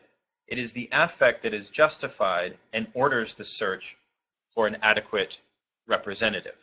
So in other words, what Freud shows is that all affects have an inherent double structure, A. B, maybe you could say they are out of the control of the subject.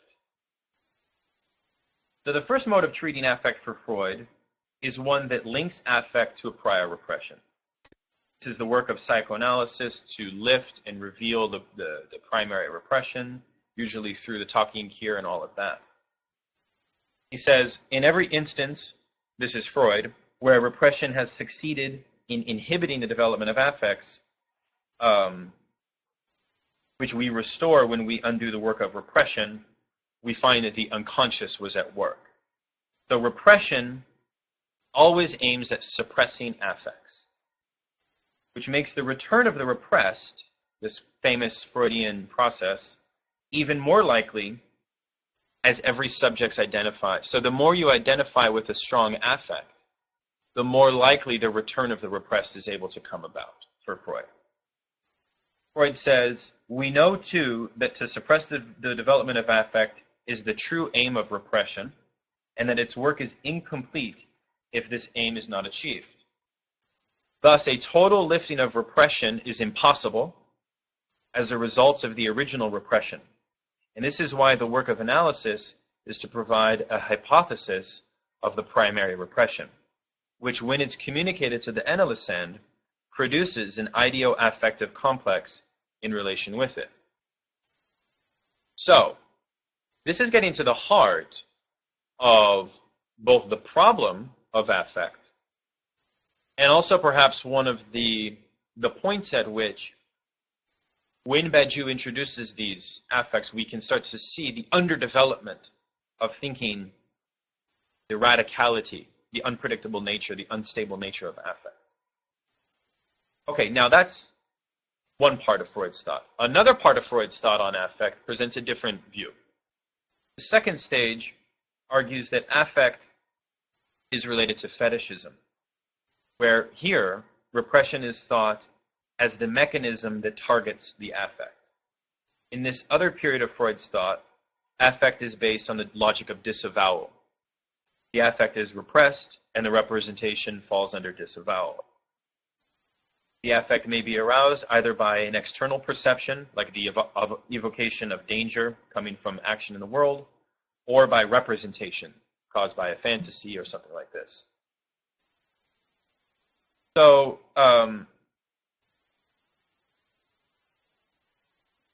The idea here of affect is that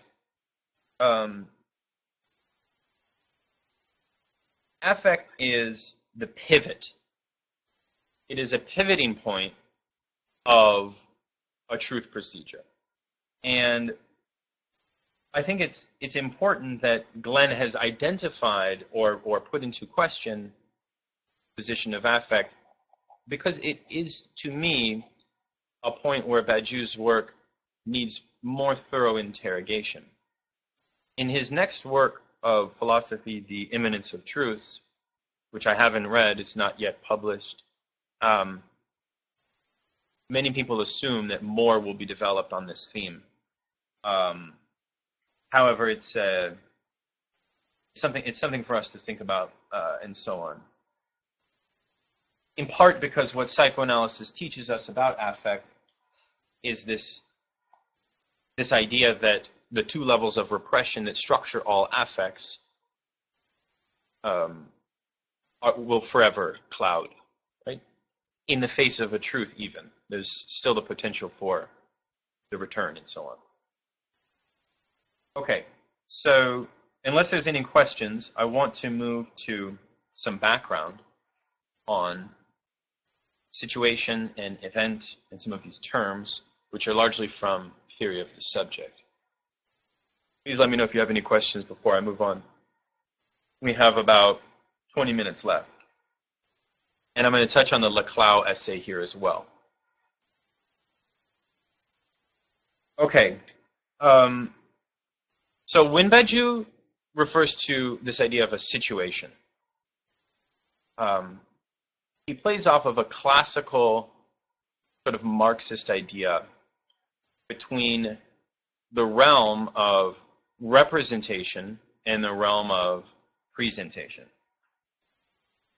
The state of the situation is on the side of representation, where there exists, he says, in Being an Event here, I'm sort of summarizing some key themes from Being an Event, a nothing that remains both local and global, that cannot be located.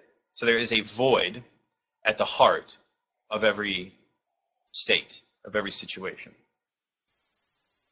This void is what is sutured to be, okay?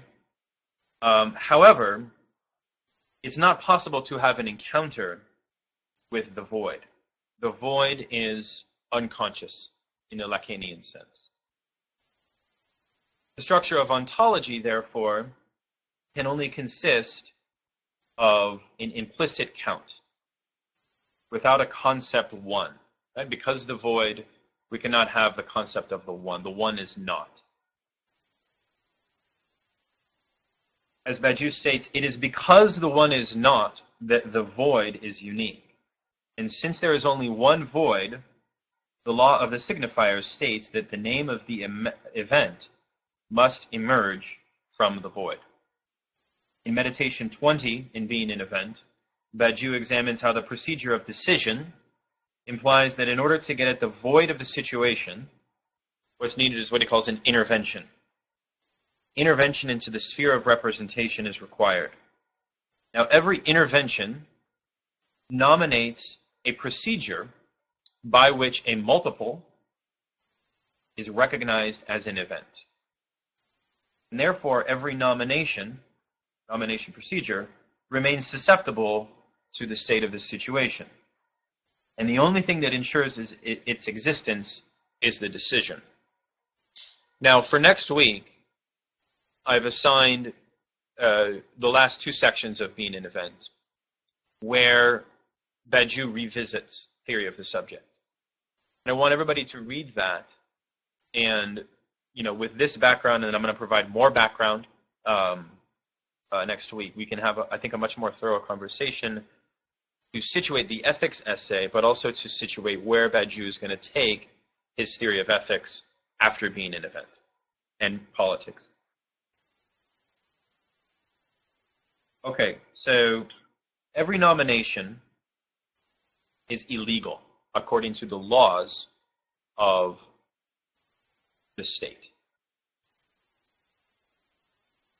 because it does not abide, and here you find this is important if you haven't picked it up already, that the concept of space is enlarged to the concept of the state of the situation. The difference is that in being an event, you really have a kind of unitary state of the situation, whereas in theory of the subject, you had multiple spaces, right? In theory of the subject, the space was dictated by the dominant class. In being an event, we have a conception that is no longer sutured to class conflict, right? So the realm of being qua being in theory of the subject, for which we can't quite say that it is a clear ontology, but if there is one, it is something that is the invention of the space of the dominant class. But that invention is a very tenuous, very sort of unstable space, which is why these dialectical procedures of scission and torsion to displace it and to expose its non-law and its terroristic logic and so on, that's why they are possible. The mode of intervention into the state for being an event, everything is contingent upon the event, upon a theory of the event. Okay? We have a theory of the event in theory of the subject, but it falls under the concept of force and, to a lesser extent, perhaps torsion. Every nomination is illegal based on the rules of the state because it does not abide by the laws of representation. Now, since ontology, or the state of the situation, is sutured to the order of being qua being, which is a mathematical logic based on conception of multiplicities, a nomination procedure always entails a radical unbinding from being. Now, this is something that's also referenced at the end of theory of the subject, when he says that the decisionistic position is always on the side of a modification of the being of the subject. So this radical unbinding from being that an event presents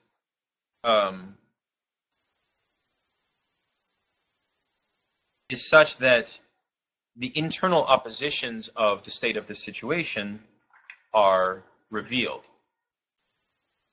Now, communism is the alternative order to the state of the situation for Badiou.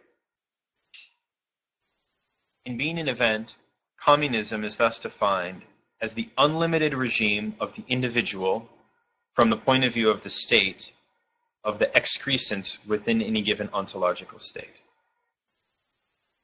So that's a basic breakdown. Now, on the notion of what an event is, now we could obviously spend a lot of time here. I have very limited time to go through this. The first thing to note is that an event belongs to that which is not being qua being, not part of the state, formalized through the extraordinary set, the empty set. The empty or generic set is similar to, as we saw before, the position of proletariat. There's many other metaphors that could be used, but it is that which, through the same procedure of vanishing cause, we could also say, that the clinamen is very similar here. And we would have to go through some very fine nuances to identify the differences, but clinamen is very comparable here to the empty set. The empty set formalizes clinamen even more.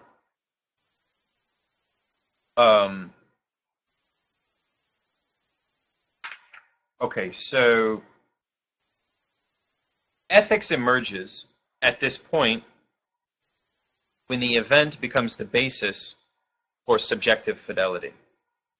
Now, as we know, fidelity can take three forms: betrayal, which is to abandon; simulacrum, which is to name the fullness of the void, to positivize the void. And it can take the form of disaster, which is sort of like a even further radical identification. Now, an event always addresses the void of a situation, while a simulacrum addresses the situation as plenitude. Okay, so we have that.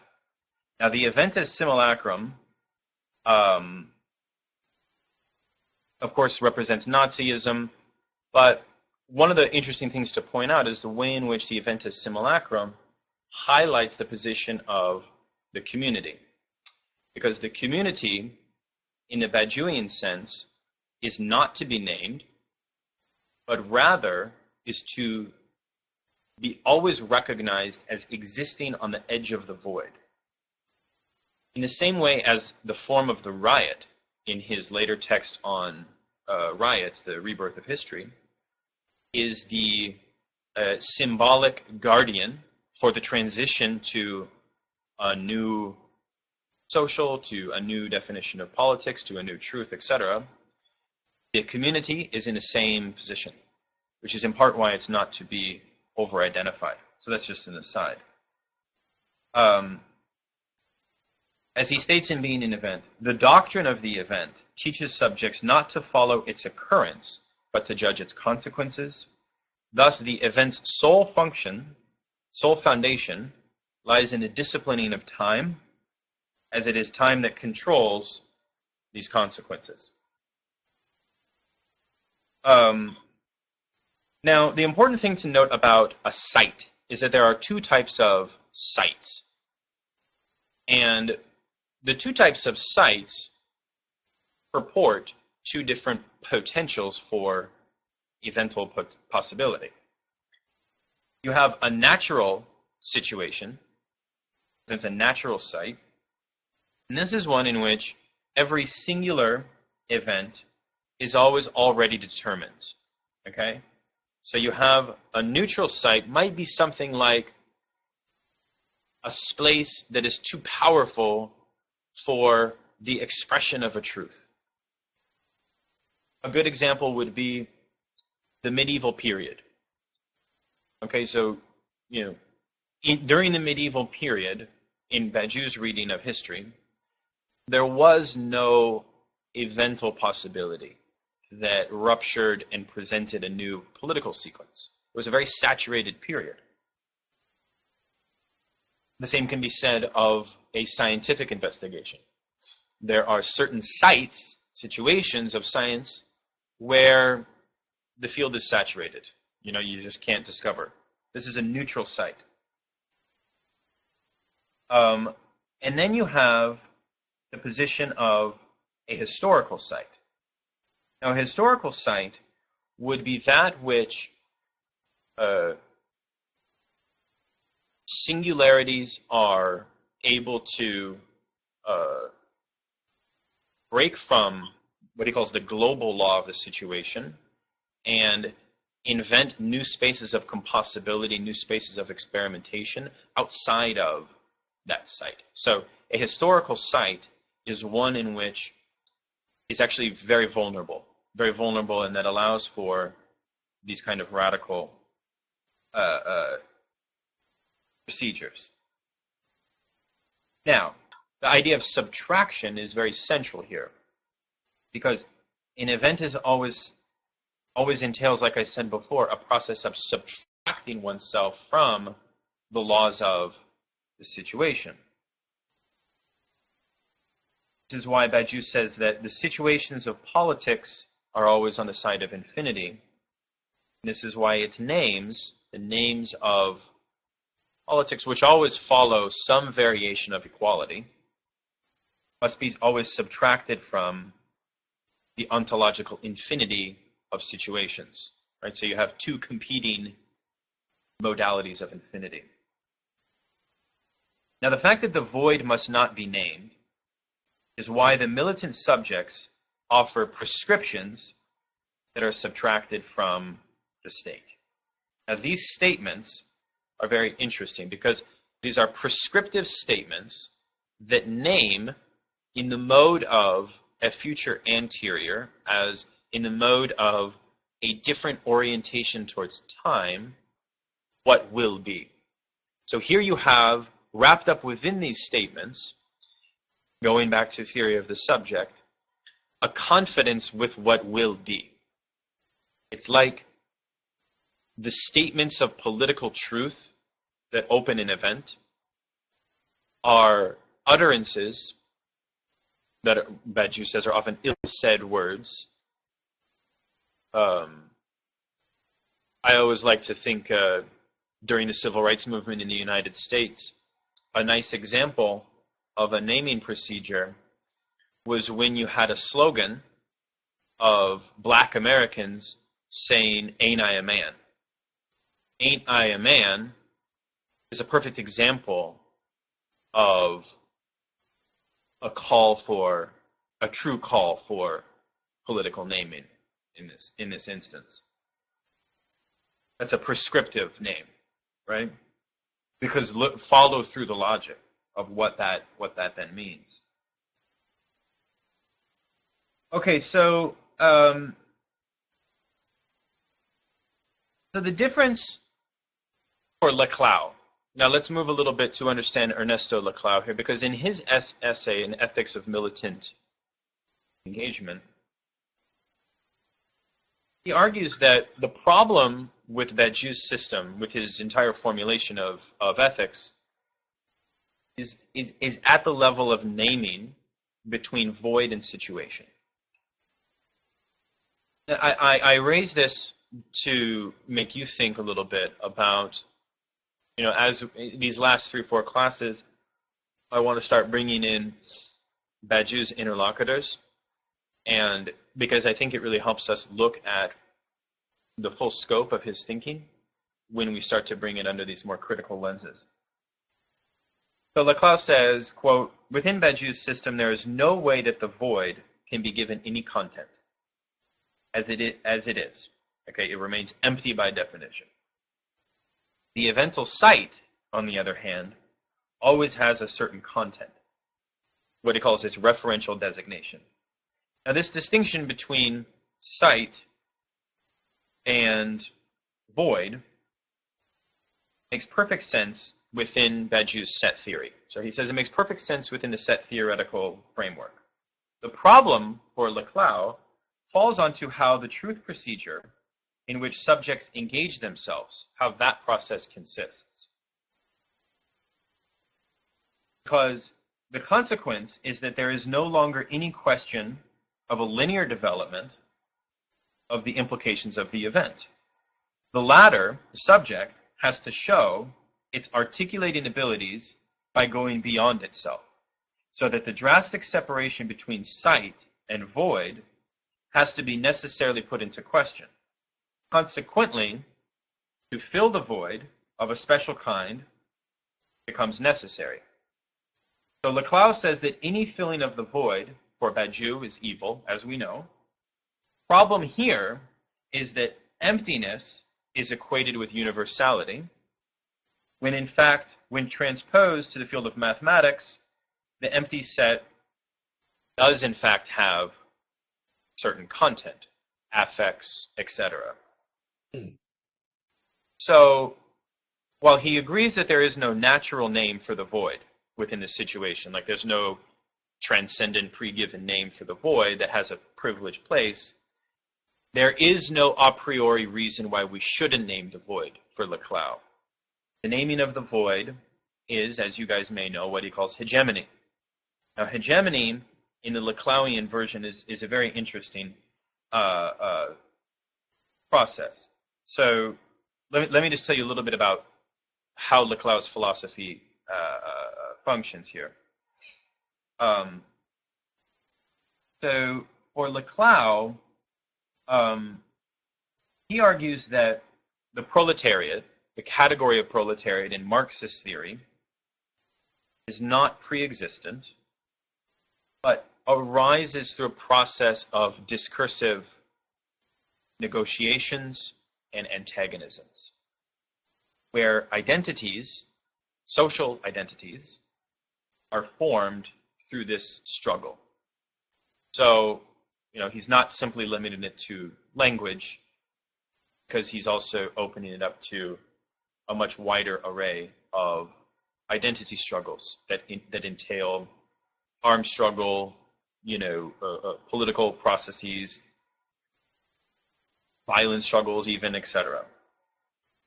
So for Laclau, like Badiou, identities are not thought as these sort of absolute points of otherness, like otherness qua otherness that can't be penetrated, or rather the enemy is not thought of in the Laclauian sense as absolute evil. So he absolutely accepts this Lacanian notion of the not-all, and he does not construct any Kantian notion of a kind of, or rather Levinasian notion of an absolute other. What he does use is he uses the model of signifiers to restructure the very ground of the definition of the social. And he does this around a very interesting use of the Lacanian objet petit a, where he argues that these struggles of identity, these identity struggles, which are not quite identity politics. I want to be clear. He's not proposing a system of identity politics. But rather, he argues that antagonism is the point at which every particular demand is an investment into what he calls a partial object. This partial object cancels out and presents a new form of universality. So for Laclau, universalism, universality, emerges at the point of the failure of competing identity demands, competing identity claims to inhabit universality. Kind of paradoxical, but if you think about it, I'll give you an example. In Occupy Wall Street, Occupy Wall Street had a series of competing demands. Let's say there were unionists. Let's say there were environmentalists. Let's say there were anarchists. And they all presented antagonisms to the table. Not one of them could adequately assume the void, okay? But in the short-circuiting of their antagonistic relations to each other, a new type of universality was invented. This is antagonism. This is the closest Laclau gets to a theory of the event. He says, we have partial objects that through their very partiality embody an ever-receding totality. The latter requires a contingent social construction, as it does not result from the positive ontic nature of the objects themselves. So each demand operates along a level of difference and equivalence. I won't get into too much of the details, but the point is that the ethical, the category of the ethical for Laclau, unlike Badiou, is that which fills the gap between these competing demands, right? So for Laclau, ethics emerges at the point of incommensurability between two competing demands on the truth.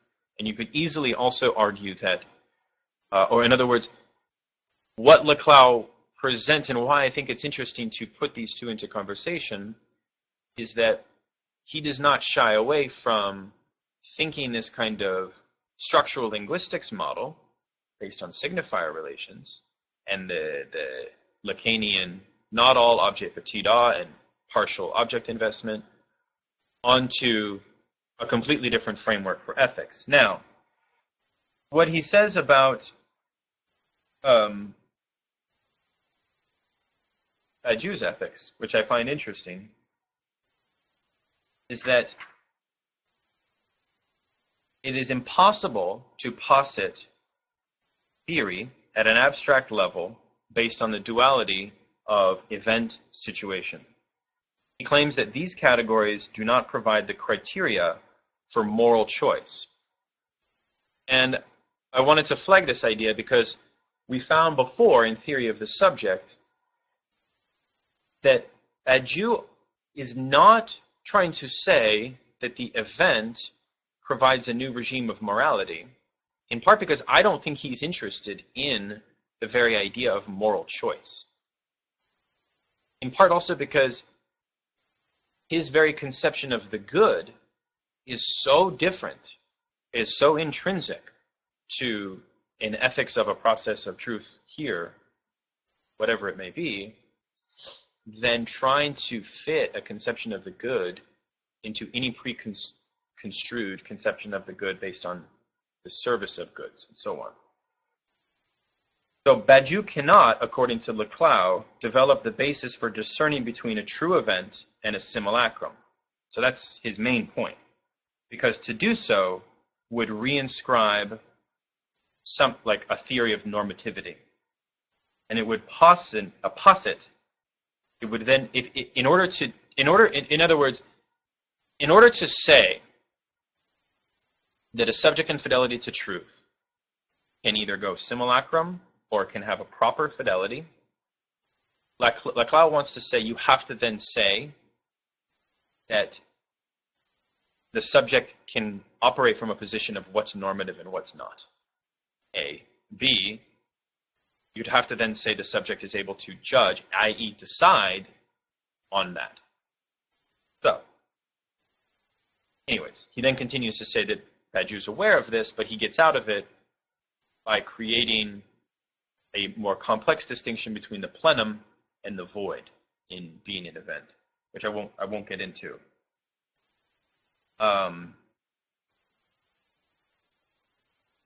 Ultimately, Laclau argues that the void can be named as an absent fullness. So in other words, he says, we can name the void without falling into evil. But we have to accept that we're doing so from a position of moral normativity. But that position of moral normativity has already had a process of antagonistic struggle preceding it.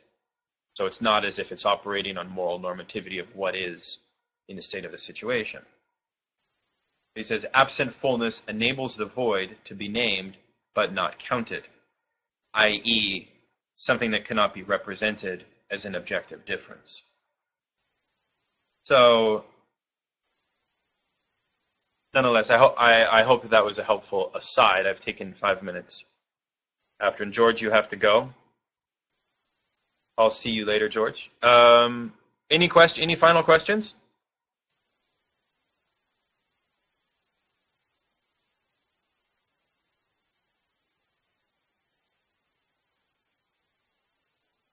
Yeah, feel free to email questions. Yeah, of course. And thank you guys. I really, really appreciate it. It was excellent. Michael, it was nice to have you, and James, nice to have you. David, and Thomas, as always. Mac, thank you. And I think David stepped off. So good, guys. Thank you so much. Oh yeah, one thing to note. Bruno Bostiels has translated "Can Politics Be Thought?", which is an incredible essay, not translated in English. I'm trying to get my hands on it, and I've had a hard time getting it from him. But just to say, I recognize it's not there. I'm doing my best to put it in the folder. So, more on that soon, and I'll see you guys next week. Thank you.